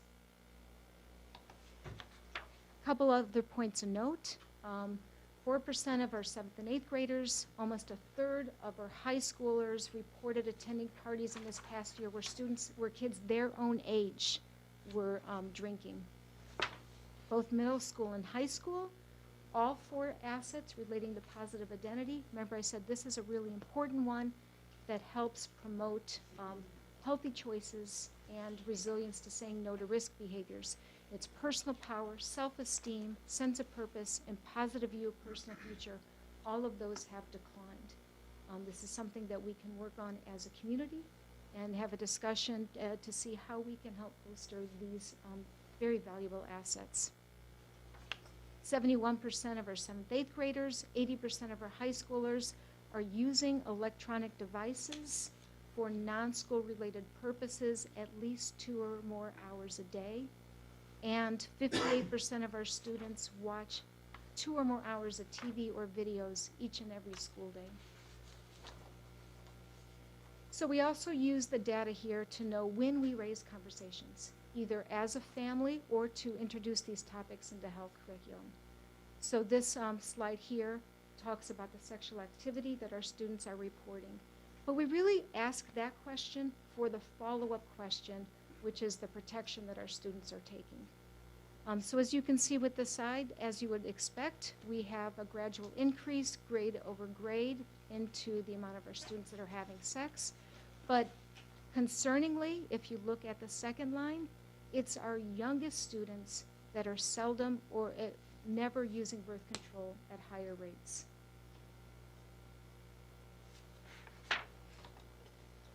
So for the second time this year, we asked very detailed questions about vaping to our students. Again, I'm very happy to report that both at the middle school and the high school, the amount of vaping has significantly decreased. Now, vaping has been a strong area of focus for the past 3 years, both nationally, statewide, and at a local level, to the point that our state funding through the Department of Mental Health Addiction Services for the past 3 years has been very detailed, focused to vaping, decreasing vaping behaviors and increasing awareness throughout the community. All of our grant deliverables have been regarding vaping. So it's gratifying to know that a lot of the work that we've been doing is seeing good results. You see, though, that our high school students that are vaping marijuana has stayed fairly steady, even with the decreased amounts. You do see what looks like a very alarming increase in our middle schoolers that are vaping marijuana. What we believe is the case there is we think that it's the same amount of students, because the sample is so small, because it's only 1.3% of our middle schoolers that are reporting vaping. It's the same amount of students that are vaping marijuana, it's just that the overall sample size has decreased. So we asked, again, more detailed questions with vaping. We're finding as our students get older, it's easier for them to get the e-cigs and vaping devices, and they're getting them from a variety of sources. So I wanted to point out a few different things with this slide here, mainly being the students that are getting their supplies from vape smoke shops or from gas stations and convenience stores. It's a large percentage, and as of 2019, it is illegal to sell vaping supplies or any tobacco supplies to anyone under the age of 21. It used to be 18, the age of 18, but in 2019 that increased to 21. So we do have a large portion of our students, or a large portion of, I should say, our establishments that are illegally selling these supplies to our students. We've also found that more of our 7th and 8th graders, families and parents are talking to their students about the dangers of vaping versus our high schoolers. So again, this will help drive our messaging that we need to really reach out to our high school families in different ways that they can talk to their high schoolers about vaping. So for the first time, and this was at the request of school administration, they wanted some specific questions in regards to school safety, actual safety and online behavior as well. So the two questions in regards to safety, I feel safe at school and I understand the safety protocols are detailed here. We do have a majority of students that will agree to strongly agree. They do feel safe at school and they understand the safety protocols. We do, however, still have some not sure, disagree, and strongly disagree. And we know that a big factor in a student's ability to learn is the ability to feel safe at school. So this is something that can absolutely be addressed. Some of the other questions that were added at the request have to do with online bullying. Whether students have experienced mean behavior online or whether they have been someone that has been mean to other online. Again, the majority of our students never to seldom experience it or have been mean to others. However, we do have a large percentage that have sometimes, often, or very often been the target of online bullying or have been mean to others. And any percentage there is entirely too much. So we will continue our messaging with families and students about appropriate use. So what have we learned with all this? Alcohol does absolutely continue to be the #1 drug of choice, and our an onset of risk behaviors can start as early as 10 or 11. And the very, very concerning increase in mental health issues absolutely needs to be addressed in a multifaceted way, holistically as we can, but approaching it from every angle. So what can we do? Increase awareness of these assets and behaviors in all of our constituent groups. Identify the assets that we can, as a community, work to help our students increase. Like I said, the more assets they have, the more resilient they are, the more thriving behaviors they will choose. Importantly, we absolutely need to work to lessen the stigma surrounding behaviors and mental health issues. It's only when we decrease the stigma that our students are going to feel okay talking to trusted people about the behaviors, and the families are going to better seek for help. We did want a special shout out to the Brookfield Youth Commission. They were instrumental in helping to produce the video that introduced the survey to our students prior to them taking it, and they also gave us invaluable feedback after the survey was taken that we can use to help the implementation of the survey in future years. Next step, we're going to, as we have provided these results to the schools so they can work to introduce these topics and concerns into the health curriculum and throughout the student body. Continue to present and discuss these results with the community. We did a presentation to the Board of Ed last month, talking to you here. Next step, we're going to do a series of focus groups with our students to discuss the results and to further clarify and define some of the responses so we can better target the outreach to what our students are telling us they need. We also want to do a community-wide forum where we're not just talking to the community, but actively engaging the community, pulling them in, and together discussing what can we do to build these assets in our students to to be the community that values youth that we saw was lacking in one of the weaker assets, so we can again create more resiliency with them. You can do one more. The other thing we're going to do is update our parent guide. This is something that is updated every single time we get the results from the survey. We use those results to guide what we should be providing information-wise in this parent guide and what resources we need to provide to help with parents. After this is updated and published, we will work to get it in the hands of every single one of our families within the Brookfield School District.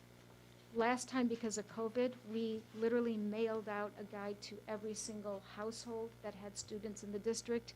That was so successful that we probably will do that again this year, in addition to handing it out at every event that we can table, just to make sure we get out as many as possible. So how do you, there's a lot of families who don't have children in the district. How do you get this book to them as well? We have it in the libraries. Every time we table event, we usually put it in bags or have it on tables. We have it, we try to distribute it in the medical offices, pediatricians' offices, doctor's offices. We will put it at town hall, any place we can, and we do put it out. I've seen your QR code around, so that's been great. Yeah. Thank But you, Colette. thank you. I'm happy to answer any other questions you might have. I know that was a lot of information in a short period of time. This presentation is now on our website for anyone that would like to see it there as well. Thank you, Colette. Thank you. Thank you. Mr. Gianazza is our next presenter for the Charter Revision Commission findings. Could we take a Wanna 5-minute take a break? We're going to take a break for Make a 5 motion. minutes. Make a motion to take a quick break for 5 minutes and reconvene at 5 after 9. I'll second that. All in favor? Aye. How do I do that? How do I do a break? How do I do a break? How was your trial? My trial was off Still to a great awake? start, and then just got this worked out last minute. I haven't had a chance to get Opposing counsel, first day, believe the entire jury pool. We had to all get second day, try again, third day. I mean, you can coordinate directly with them, absolutely. And then we don't Yeah. have a judge. There's no more public comment, right? No. Can you modify the agenda at the end? You're gonna We'd like stay? people here. I mean, we could be here for, I'll be 5 minutes. Okay. Or I can ask them offline, whatever you prefer. okay. It's our judicial system. Emergency services impact study. We put the RFP out, we hired consultants, we're doing 26 interviews. Whatever you need, fire, police, EMS, fire marshal. Yeah, I did Marshal, email, would you like to hear the one-hour interview?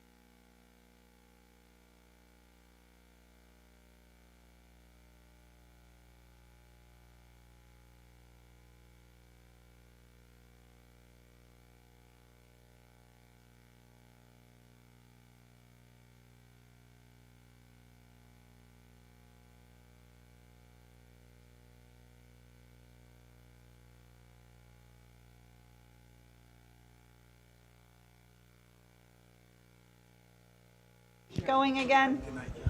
Hi, John. Bye, John. Yeah, no, and I got something, I got checks to. Got some inspecting of the inside of his eyelids.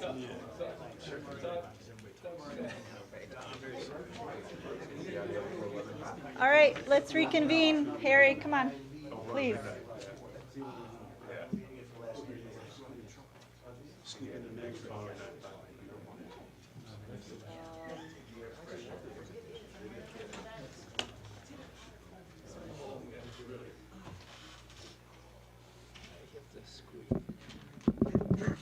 Okay. Are we Back to you, sir. Thank you for being very patient. Well, the good 5 news after is I'm 9. going to be really brief. Okay. First, I want to thank all the commission members for sharing their opinions and doing their research and due diligence throughout the process. I just want to touch on a few of the more important issues that we discussed. Changing the vacancy section. In this area, we actually went in a different direction than requested. We looked at the makeup of our community and recognized that many of the residents, including myself, are not members of either major political party. We felt that limiting the potential pool of candidates for office would not be in Brookfield's best interests. This no way affects the charter portion about minority representation. Term limits. We rejected imposing term limits on elected and appointed officials for 2 reasons. First, the voters should decide if an elected official has been in office too long. And second, for appointed offices, the solution is really simple. Just don't reappoint them. Streamlining the budget process. Our suggestion is to have the first selectman invite the Board of Selectmen and the Board of Finance to enter into a joint special meetings for the presentations of each department. At that time, all 9 members would have the opportunity to collaboratively share their thoughts and comments. Additionally, we would urge that these presentations be held in a larger room with video recording and broadcasting capability, allowing the community to witness the process and the deliberations. This open and transparent method would expedite the process and eliminate the second guessing as to why line items were accepted or rejected or presented as altered, and for what reason. An additional benefit of this model is that the public would already be aware of how and why decisions were made. They would be in a better position to articulate their comments at public hearings. And the last thing I want to touch on was voting rules at the annual town meeting. This was probably the most controversial and difficult matter that we had to deal with, and we had a lot of differing viewpoints among the commission members. And I'd like to share those with you. Currently, Charter Section 9.3b states that if the number of qualified voters present is equal to or greater than 4% of the registered town electors, the annual town meeting shall have the power to amend the budget submitted by the Board of Finance by decreasing or deleting any appropriation or item in an appropriation, but may not increase any appropriation, nor make any appropriation for a purpose not recommended by the Board of Finance. Now, to the best of our recollection, this section is only attempted to have been used once. And on that occasion, it was used in a very punitive manner. At best, what it does is give a very small but very well-organized minority the ability to overturn what our elected officials have put forward in the budget. Some have argued that we have a town hall form of government, and while we all want to cling to that old New England custom, we could hardly find a venue large enough to support the majority of our electors. We do, however, have the power of the vote. We have the ability to vote for the people we want to represent us, and we have the power to attend and speak up at public meetings where these decisions are being made. As I stated earlier, we discussed different options. So this, what I call loophole, could be remedied. One was to change the percentage to be more representative sample of our electorate. It was pointed out that 4% was an arbitrary number to begin with. So what would be an acceptable arbitrary number? Do we figure out what the capacity of the high school auditorium is? Another suggestion was to remove that section or to leave it as it exists. Our main concern was that it would not be used and abused in the future. Excuse me, it would not be abused in the future. Ultimately, we agreed to remove it. I will entertain any questions that you may have, specifically about the charter changes.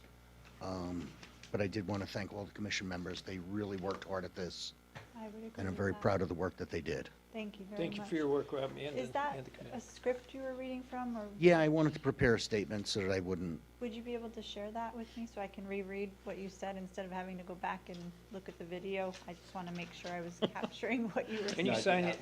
Thank you. You want a signed copy of Harry? I can email it to I was all of trying you to as well. catch what you were saying as you were going, but this is helpful. Thank you. And as promised, that was brief. Yes, Thank you you, were. Rob. Do you gentlemen have any questions for Mr. Gianazza? See, and this may be beyond your purview, did you have any time frame in which you thought these could occur? What is our time frame? We have, We have to do after, this we have by to do a next public Jan- hearing, which or- we're gonna do later in the agenda. At least one required by Yeah. charter. Right. And then we have 15 months thereafter. And then it takes effect when When any the changes we referendum make, would be the following. the following. Yeah, The following election cycle. Yeah, okay. Yeah. Okay. And that ties in with what we did, with what we recommended for zoning and planning. Yeah, I'm trying to think if there was one other thing. Oh, there is one more thing that's coming up on your agenda about the Youth Commission. Yeah. We took a proactive step and outlined the changes in the charter that would be required for the Youth Commission.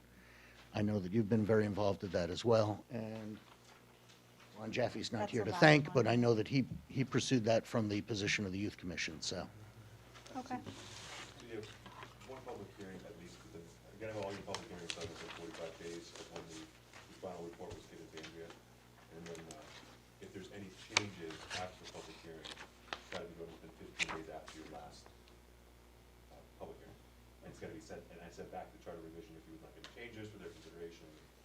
But those are really the only time constraints you have thus far. Thank you. Great, Thank thank you, you. Rob. If you need anything else, just let me Yeah, know. really appreciate all the work you guys did. Yeah, good job. Thank you very much.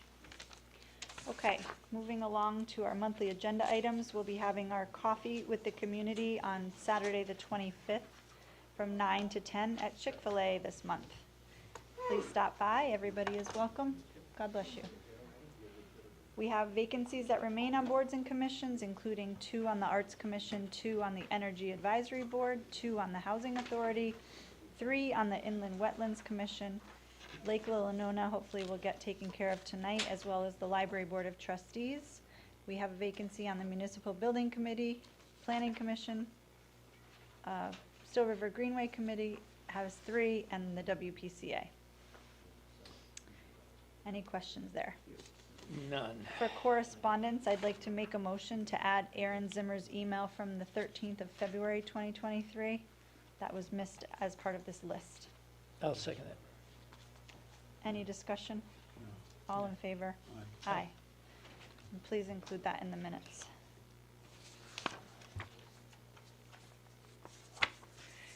For Marcia's financial update for this month, Marcia is obviously not here this evening. She's still working on balancing the books for February.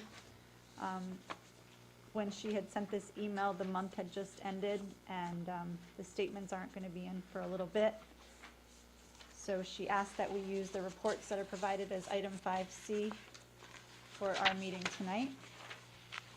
And she said that with respect to the report, there is nothing significant to report. There are no significant changes from prior months.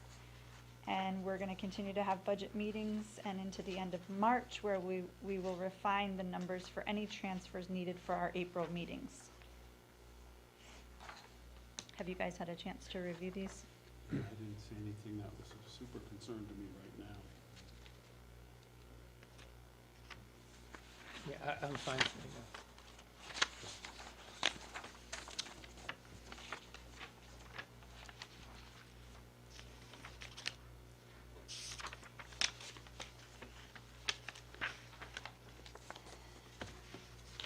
Ready to move on? Yes. Steve, did you have any concerns there? Harry? No, I'm Good. fine. Okay. Moving to item 6 alpha for our FY 2023-2024 capital projects. We have the scheduling, as per the charter, a town meeting is required to be held 45 days prior to a referendum for any borrowing and any issuance of bonds or notes in excess of $1 million, as per section Charlie 8-8, Charlie. So we need to schedule a town meeting to consider the capital projects and establish a referendum date of May 16th, 2023, in order to have the capital projects and the town and school operating budgets included on the same referendum.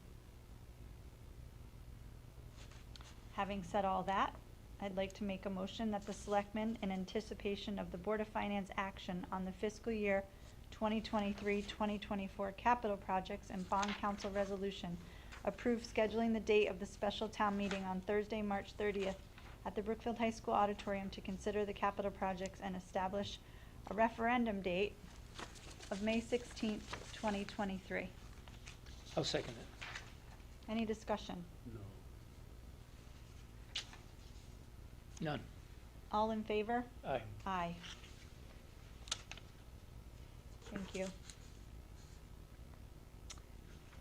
Going back to what Mr. Gianazza just presented for the Charter Revision Commission, item 6, Bravo.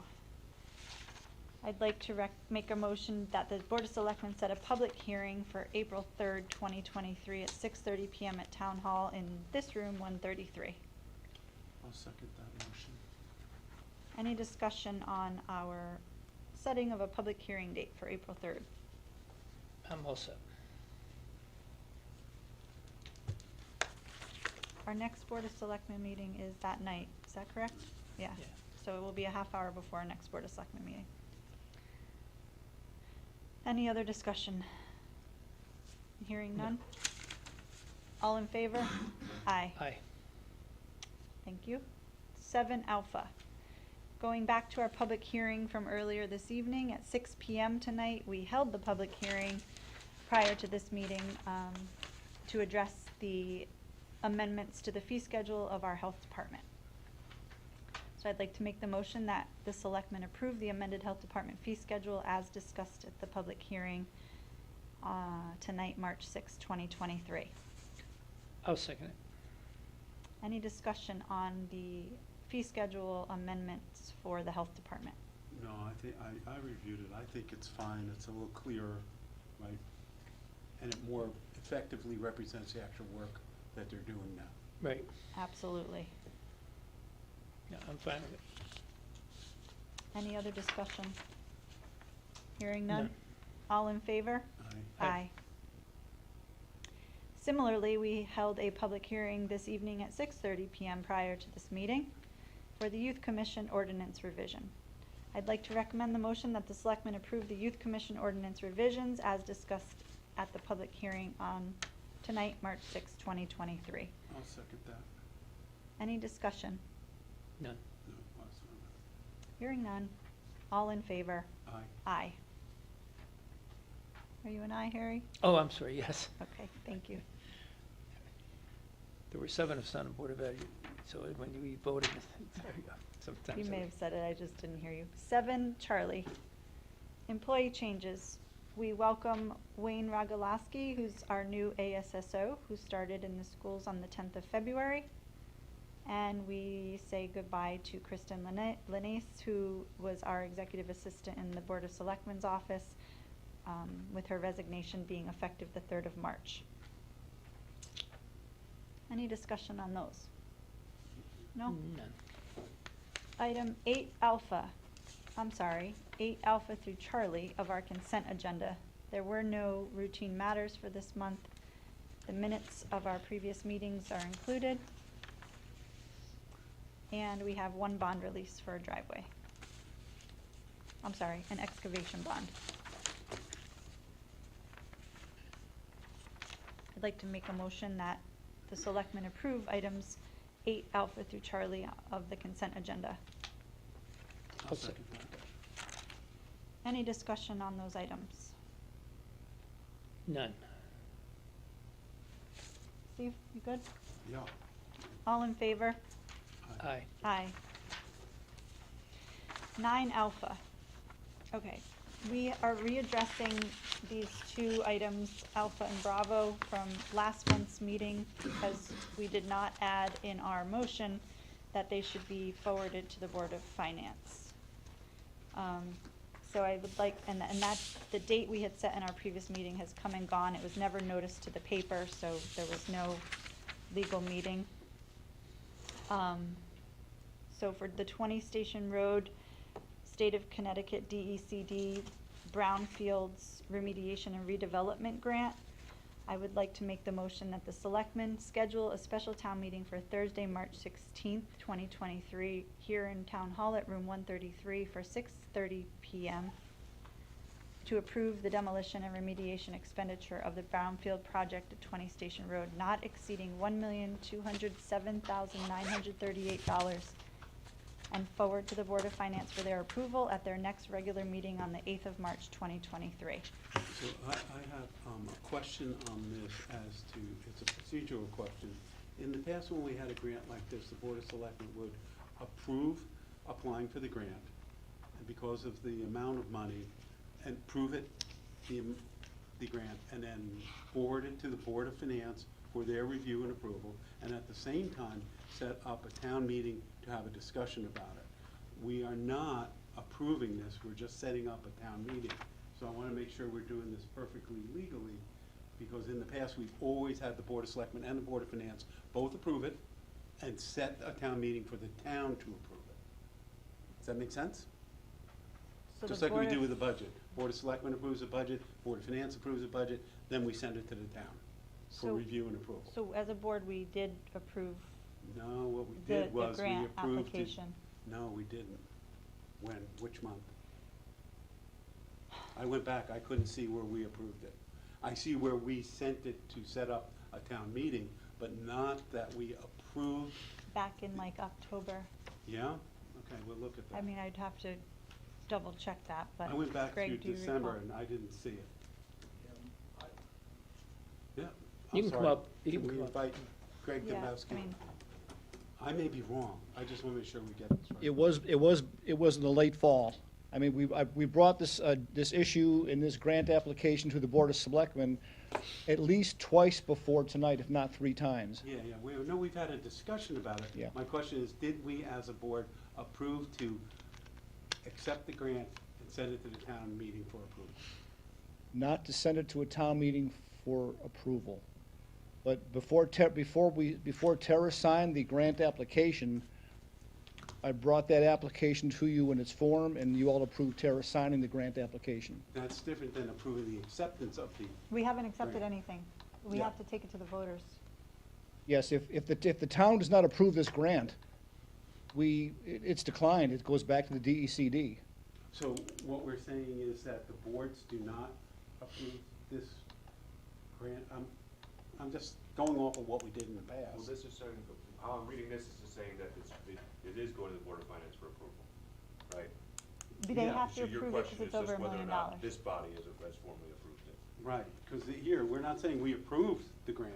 What we're saying is we're just setting a date for the town meeting. We have to know if the town wants the project to be a go or not before we sign any contract with the state.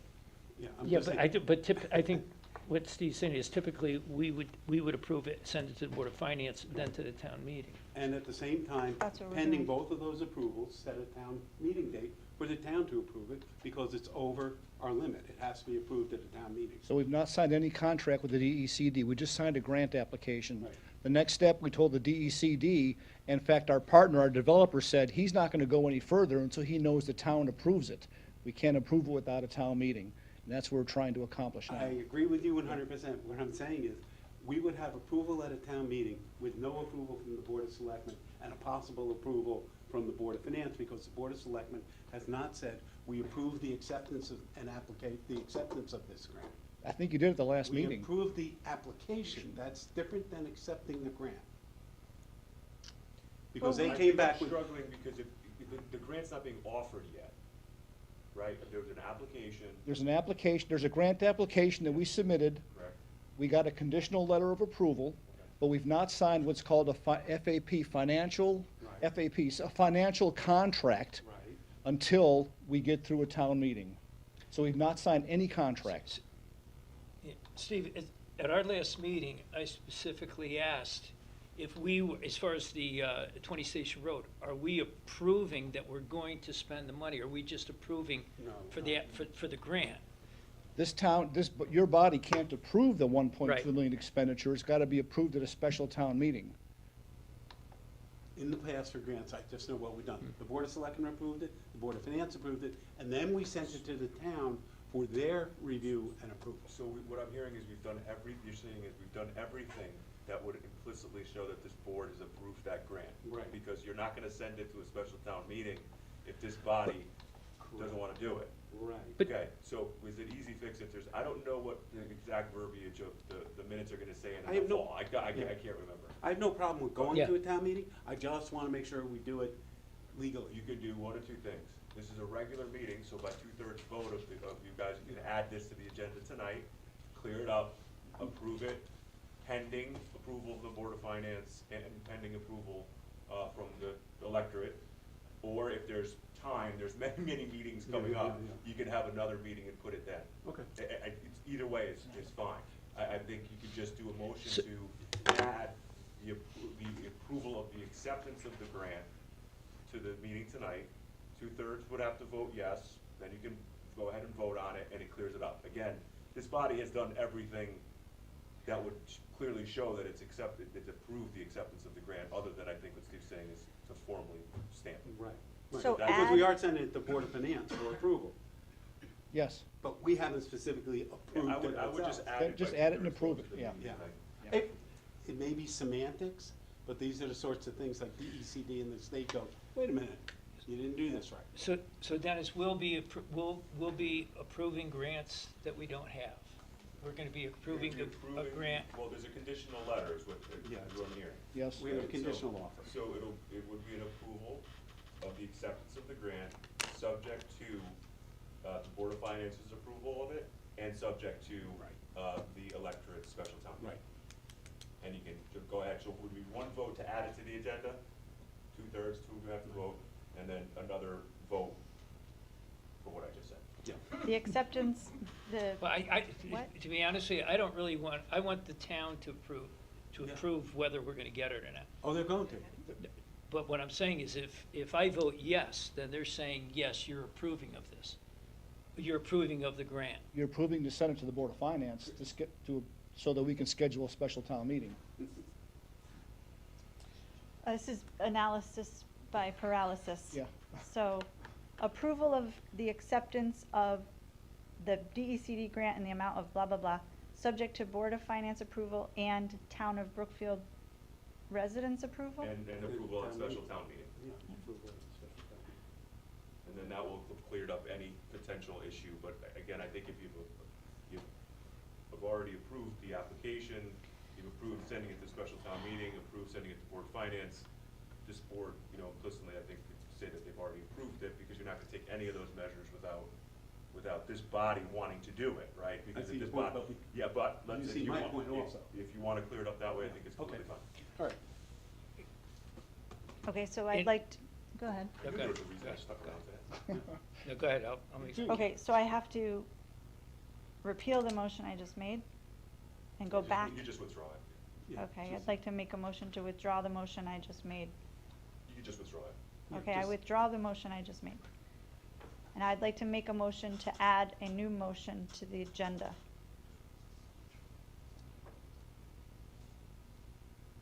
Can I get a second on adding a I'll new second motion? that. You're just gonna add the Wording. You just add the. Okay, so I'd like to make, well, I don't have permission to add that motion, No, because it's a I separate. would like to make a motion to amend the motion that we have for 20 Station Roads Brownfield Grant, and that being that the Board of Selectmen approve the application of the grant pending approval of the Board of Finance and the special town I meeting. would, I'm sorry, it should just be a simple motion to add to the agenda the approval of the DC. Yes, okay, Approval of the I got it. DCD grant, vote on that, and then it will be added, and then we can do a motion to. Fine, that's cleaner. Okay, let's go again. I'd like to make a motion that the Board of Selectmen approve, Add an item to the agenda. add this item to the agenda and approve the acceptance of the DECD grant in the Do it amount. separately, Tara, I'm sorry, so I would just say. Well, that's what I was trying to do. Yeah, so just do a motion to add the approval of the DECD grant to the agenda. Okay. And then just make a vote, and then you can go ahead and vote on the. I'd like to make a motion to add the approval of the DECD grant to the agenda. I will second that. Thank you. Any discussion? All in favor? Aye. Aye. Aye. Now we'll make a motion. I would like to make a motion that the Board of Selectmen approve the acceptance of the DECD grant in the amount of $1,207,938, subject to Board of Finance approval and the approval at a special town meeting. I'll second that. Any discussion? Hearing, Yeah, I do have a discussion. I would vote no on that for two reasons. One, we asked the developer to give us municipal parking in the past. I don't see anything in that grant to give us dedicated municipal parking. The second issue is, I believe that this new construction that they're putting in includes all apartments, no commercial on the ground floor. Not true. Not true? It's all commercial on the first floor? I'm sorry, can we have Greg come up? I don't Because he knows mind. more about it. The grant application includes him going to zoning with the zoning requirements, which includes commercial on the first floor. If the developer chooses to go to ZBA to replace commercial with apartments, that would require approval of ZBA. But his grant application and his plan is to go to zoning, as he has to with the current zoning regulations. If he chooses to go to ZBA at some point down the road, that's up to them. He's talked about that. They may or may not do it.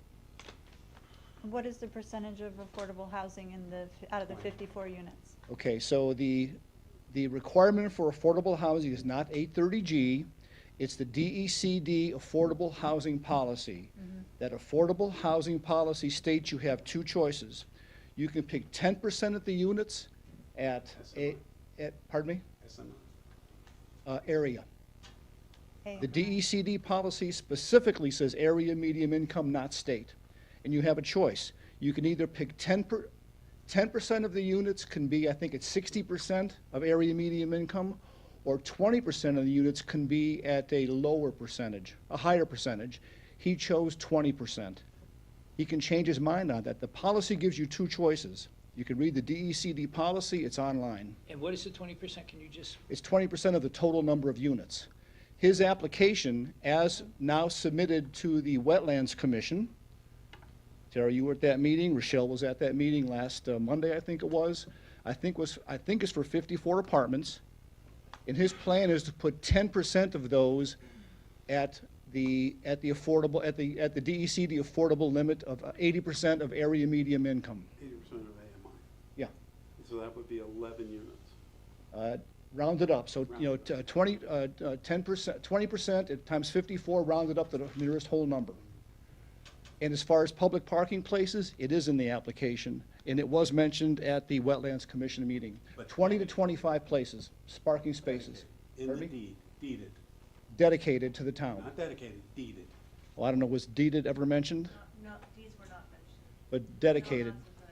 I can say, I'm gonna dedicate 20 spaces to you, and 3 years from now I say, I can't dedicate them anymore. Okay, so if this is a real hang-up for the three of you, we can have at the special town meeting, the developer come in, and whatever language it takes to get this thing through. I think it would be a good idea to have him because he's the partner in this program, which was stipulated by the state. We wouldn't be even talking about this if it wasn't for having to partner as That's right. the overarching premise. We wouldn't have a grant application without a partner. He's the only one that applied to an RFP. And I would like to add for the record that he is interested in giving EV parking spaces, which would be the first in our town. So that's here's my issue with voting on this. I was not prepared to vote on this as we were accepting the grant. Okay. We were voting on putting it forward to the Board of Finance. So I don't want to be defining of it, but I'm not real comfortable. Can I just kind of remind everybody that this is our only option to address 20 Station Road. Short of the Brownfields program, the town of Brookfield has no money. We would need $1.2 million ourselves to remediate the environmental catastrophe that currently exists. And And we it's- still wouldn't do it because the town will be liable, unlimited liability, So environmental here are our liability. We options. still We wouldn't can do it. try to move this forward and see what the town wants, let the town vote, or leave it as a blight for the next 30 years. Those I are mean, your I say take it to Brookfield. Let the people decide. So Harry, are you saying that you would be more comfortable voting on this as a board after the town? You can vote at No, the town meeting. No. I will vote, listen, the bottom line is the town needs to make a decision. The residents need to make a decision. I just don't like voting on something without, coming to, but I understand your concern and why we needed to do this. I just don't feel comfortable doing it that way, but I will vote. I will, so that we can move. I will tell you, if we get through tonight, I've asked to If be we on the get board, through I've asked to be on the Board of Finance meeting at their meeting on Wednesday to present the whole application, all of the benefits to the town, and the developer, I guess the developer will be there with me, because I've got to sell this to the Board of Finance to take it to a special town meeting. Greg, I'm sorry to interrupt, don't mean to interject. I think the parking issue was something that we discussed in a different meeting, and I think the dialogue was the dedication was gonna be because of the zoning requirement, right? And I think that the dialogue was, well, that could get lost in the shuffle, and therefore, we were thinking about potentially getting an easement rather than a dedication and a zoning approval, where the condition could get lost in the zoning department and nobody knows about it. I'm not sure if that's something that we can discuss with the developer, but it's something that's easily done by just drafting a simple parking easement and access easement for parking over a designated area designated by the developer. That makes a lot of sense to me, because Laurel Hill fell through the cracks and ended up 100% affordable. And no one was more surprised than every board in Brookfield. Yeah, and I don't see, I mean, if it's dedicated, it's dedicated. You can't use them you can't use them to get through zoning for his project. We already know that it's gonna be dedicated to the town, so the developer shouldn't care one way or the other. So it'd be nice to have that language in place before the special town meeting. Yeah, if the developer is willing to go forward with this, they should have no problem giving us an easement, right? Yeah, I mean, I'm not sure. Rather we than need- saying they're dedicated. I'm not sure we need to Well, have how are a- they different from any of the other parking spots that Brookfield Village has developed out? Do we have easements for any of that parking? Nope. So why not? In fact, they have the right to 4 parking spaces Yeah. on Federal Road. Which should not be. I agree with you. They also have parking spaces at the Brookfield Craft Center up by the furnace. That was temporary until Yes. they got the new, Yeah. yeah. But the other They thing, still have 4 spaces on Federal Road. Now, how do we do that? well, the zoning approved it. I know this is exactly why I'm saying we want that, more than just, I'm gonna dedicate it. So if the town has ownership, so to speak, of this hypothetical parking that should be the town's. Yeah. We wouldn't have ownership. They own it, they maintain it, they take care of it, but they agreed to leave it as municipal parking. And that could be a stipulation Well, then in who their, enforces that could be a that? stipulation If in their someone permit lives approval. there, and who's gonna park, it's like If you're going to. the same thing. Right, I was down there today. Almost every single parking space was full in the Brookfield Village parking spaces now, in their existing 4 buildings, Right. right? You wanna go to get an ice cream, right? And it's full there, where do you park? What if you see what I mean? We have a need for more spaces for municipal parking than we have the parking for. And we're going to, once all of these commercial establishments are full, he's not even fully rented out where he is right now, right? And he's He is building more down- he is on apartments, not on commercial. Yeah, he is on apartment, not on commercial, but the commercial is what brings the cars. Apartments, okay, we got 1 or 1.5 cars per apartment, we know how many they are. Well, you do know another public parking lot is being built now, right, at 731 Federal? Yeah. So that is just across from the new Dunkin'? Right. Across And the that's a Dunkin'. So good that's coming as well. That'll come years before this project comes, by the Yeah. way. If you remember the timeline, we're not even gonna remediate till 2024, Yeah. and they can't start redeveloping till 2025. Right. So this redevelopment is 3+ years away. Right. We got a lot of dirt to pull out of there and clean up. Yes, there is. Rick, I don't think that there would be a need to have verbiage for this easement for a town meeting. And I also think that I would not want to overstep the bounds, like zoning, and make that a condition if it deems it to be appropriate. I don't know, I can't make them do that. And so if zoning is under the impression that these spots are going to be dedicated to the town, they can make it as a condition that, we can make a condition as to how they are going to dedicate it to the town. And if it's position zoning that they want it to be dedicated to the town by way of easement, it can be part of the rule. And the developers offered those spaces, so it's not that the zoning demands it, the developers offered it, and the town graciously will accept it. So I don't think they'd have a problem putting it in writing. I don't think so either. Because if we get to the town meeting and there is no specific agreement prior to that, the developer could say, the town meeting approved it, I don't need to give you parking spaces. I said I would, but I don't have it. But zoning still needs to approve that. Right, but they would then go back and say, wait a minute, that's not a part of the agreement from the town meeting. Right? You can't impose additional requirements on me. You approved this grant, right? And for me to develop this property, I'm just trying to be the I would devil's just say advocate. that we would have the special town meeting would have no jurisdiction to be able to usurp what zoning's powers are. So you're saying zoning so if after the fact of the So if town zoning meeting. says, okay, there's an approval that says there's going to be a dedication of specific parking spaces, zoning can say, okay, what is dedication? I mean, there has to be a discussion as to what dedication means. Right. And it's just, like you said, though, dedicated, what does that mean? You can send an email, no, it's gonna have to be some sort of obligation on both sides, a written document, and zoning can decide that it's gonna be by way of easement or whatever access they think is necessary. Okay. So the other reason that there's a little bit of urgency behind this is because the grant is supposed to be accepted by the town by the 1st of April. And I think there's flexibility there, and we could ask for an extension, but that's the impetus behind trying to get all this done. So we have a motion on the floor for the approval of the acceptance of the grant, subject to Board of Finance approval and the approval of special town, at a town meeting. Is there any further discussion on that motion? All in favor? Aye. Aye. I will vote yes to put it forward to the I say town. no.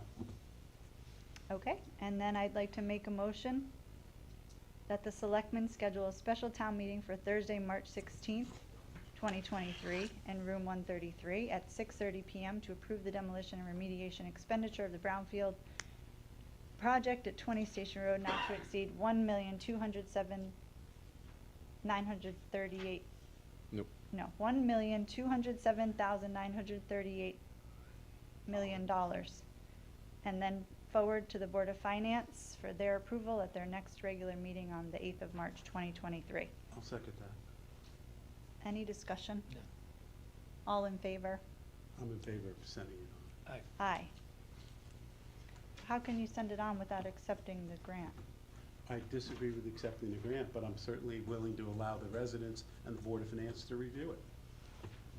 If you want, I'll vote no. I don't care how you vote. Okay, moving on to item 9B, Streetscape Phase 4. Moving the Streetscape project from the Agora northbound to Newberry Village. We've talked about this ad nauseum, but I'd like to make a motion that the selectmen schedule a special town meeting for the same night, Thursday, March 16th, 2023, room 133 at 6 PM, to authorize the additional lot zip funding for Streetscape Phase 4 not to exceed $3,820,000, and then forward to the Board of Finance for their approval at their next regular meeting on the 8th of March, 2023. I'll second that. Any discussion? No, None. me. All in favor? Aye. Aye. Okay, moving on to item 9, Charlie. For 8 Nabby Road, that lease is up for renewal on the 31st of April, I should say. It expires on the 31st of March. And I provided extra documentation that wasn't part of the packet from the Danbury Housing Authority, where the resident was notified that their stipend will be decreased. So, based on all of that information, I'd like to make a motion that the selectmen approve the 8 Nabby Road residential lease agreement that expires on the 31st of March to remain at the current rent of $1,600 per month. I'll second it. Any discussion? Yeah, so on other properties we own, we've significantly increased the rent. Not significantly. But we On have increased. Gursky, we raised it 50%. No. That's significant. It wasn't 50%. Yeah. No, it wasn't. It was exactly 50%. No, it wasn't. We did not double that rent. 50% is not doubling. 50% is 1/2 of the existing rent. So if it's $1,000, 50% is adding $500, not making it $2,000. 50% is 1/2, and we raised it 1/2. On this property, we raised the rent about 25, 30%. $200. So that's, what was the rent before? 1,800. Okay, so we raised it about 10%. And We this brought one, it we to don't want to raise at all. We raised it last year. Yeah, the initial rent was $1,325, and this was one of, I think it might have been the only one that was increased to $1,600, but I do not remember. Please don't quote me on that. So last year we raised this from $1,325 to $1,600? I believe so. And you want to keep it the same? Yes. Okay, that, I think is reasonable. I mean, Because that's a 30% increase last year, so that, I think that's reasonable. I would agree with I don't know where this housing authority letter, how it originated or why they're reducing his stipend. I have no idea. Maybe he's making more income, who knows? Yeah. No, I'm fine with that, though. Any further discussion? None. All in favor? Aye. Aye. Aye. And then for our 43 Silver Mine Road residents, we've been notified by email that the tenants will be moving out on the 31st of March. Their rent is paid through the 14th of March. I'm gonna have to get somebody over there to do a final walkthrough inspection and collect the remainder of the rent.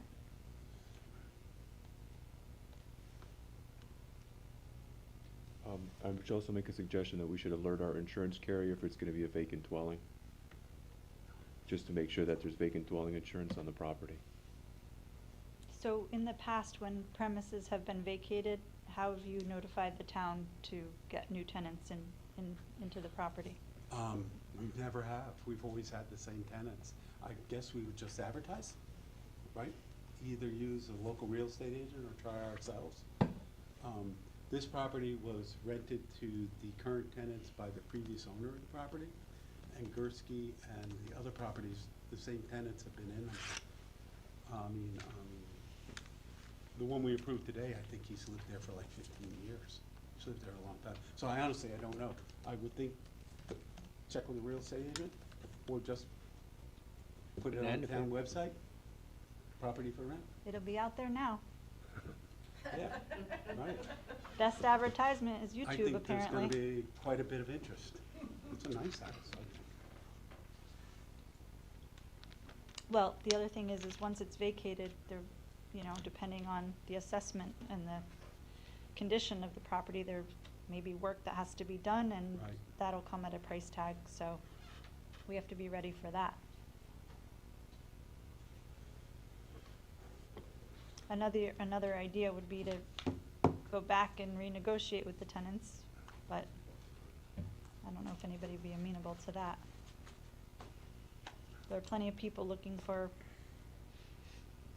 places to live right now. Well, probably typically with a leased property, you do a walkthrough with the current tenant to see if there's any damage to the interior that's above normal wear and tear, and we have a deposit from them that we have to return. And if there is damage above normal use, we would do that repair, get an estimate, take it from the deposit that we have from them.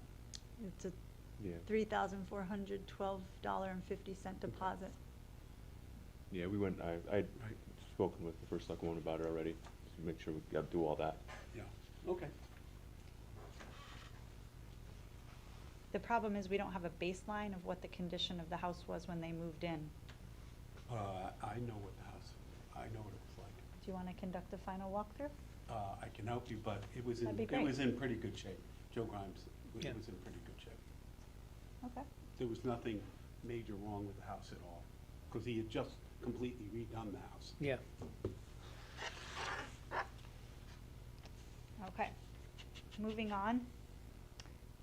We already addressed item 9 Delta, so on to Echo for our appointments. The Lake Lillonona Authority, I'd like to recommend that the Selectmen appoint Kristen Lee, a Republican, as a member of the Lake Lillonona Authority, term tonight 3/6/2023 through 2/5/2024, as recommended by the RTC. I'll second that. Any discussion? None. All in favor? Aye. Aye. I'd like to make a motion for the Library Board of Trustees that the Selectmen appoint Valerie Annis, unaffiliated, as a member of the Library Board of Trustees for the term tonight, 3/6/2023 through 2/5/2024. I'll second it. Any discussion? All in favor? Aye. Aye.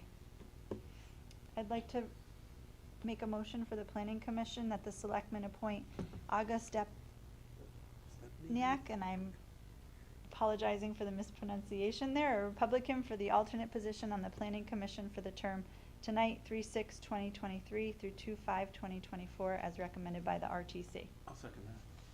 Any discussion on that? Nope. All in favor? Aye. Aye. And last, but, oh no, not last but not least, but for the Municipal Building Commission, I'd like to make the motion that the Selectmen appoint Ed Basio, a Republican, for the alternate position on the Municipal Building Commission for the term tonight, 3/6/2023 through 2/2/2026, as recommended by the RTC. I'll second that. Any discussion? None. All in favor? Aye. Aye. This one, we do not have an appointment on our charter for, on our list of, Right, right. the list that actually should be part of a software program, and it's not. We have piles and piles of them as they're updated along the way. But anyway, Heart Transit, I guess you were fulfilling that role Yeah. in years past, but Yep. before you, there was nobody for There was many, nobody. many years. Yeah. So It's I've been in important, touch too. with Rick, Yeah. and I think I provided that correspondence in here. I don't remember, but I have if you want to see it. Anyway, Maureen Farrell has volunteered to step into that role, and I've spoken at length with Rick, and he's very happy to have her, and she's a willing and gracious volunteer, so I think it makes sense to appoint her. And having said that, I'd like to make the motion that the Selectmen appoint Maureen Farrell to the Heart Transit Board as a member to represent the town of Brookfield. I'll second that. Any discussion? Do we need a date with that? Their bylaws say until we remove her, but That's a good question. I think we could, the bylaws say that until she's removed by the town, any member shall remain a member by vote of its legislative body or withdraws from the transit district or the board of directors of transit, vote of 2/3 of the total number, blah, blah, blah, blah, blah, blah. I think it's basically saying until we no she's- longer want her. she either withdraws or we remove her by vote. Yeah, I think it's always better to put a time limit on it, so you don't just forget it. Yeah. And somebody's on a board for 15 years, and who is that person? Why are they over there? Right. Does anybody know that person? So just annually renew it? Yeah, I would Okay. think. So we'll start. Does that make sense? Yes. Yeah, that's why I was asking. I think it's important. director? It's, no, she's just a member.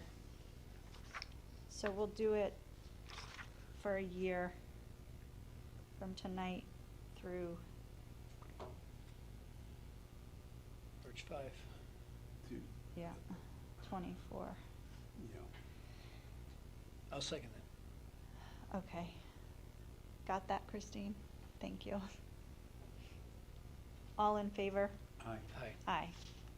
I have one other item that I'd like to add to the agenda, which is a letter that I've prepared for the three of us to sign for Senator Murphy's office, with our collective endorsement to apply for the COPS grant in this round of the CDS spending to try to get financial relief for the town radio system. I applied for it last year and we were not.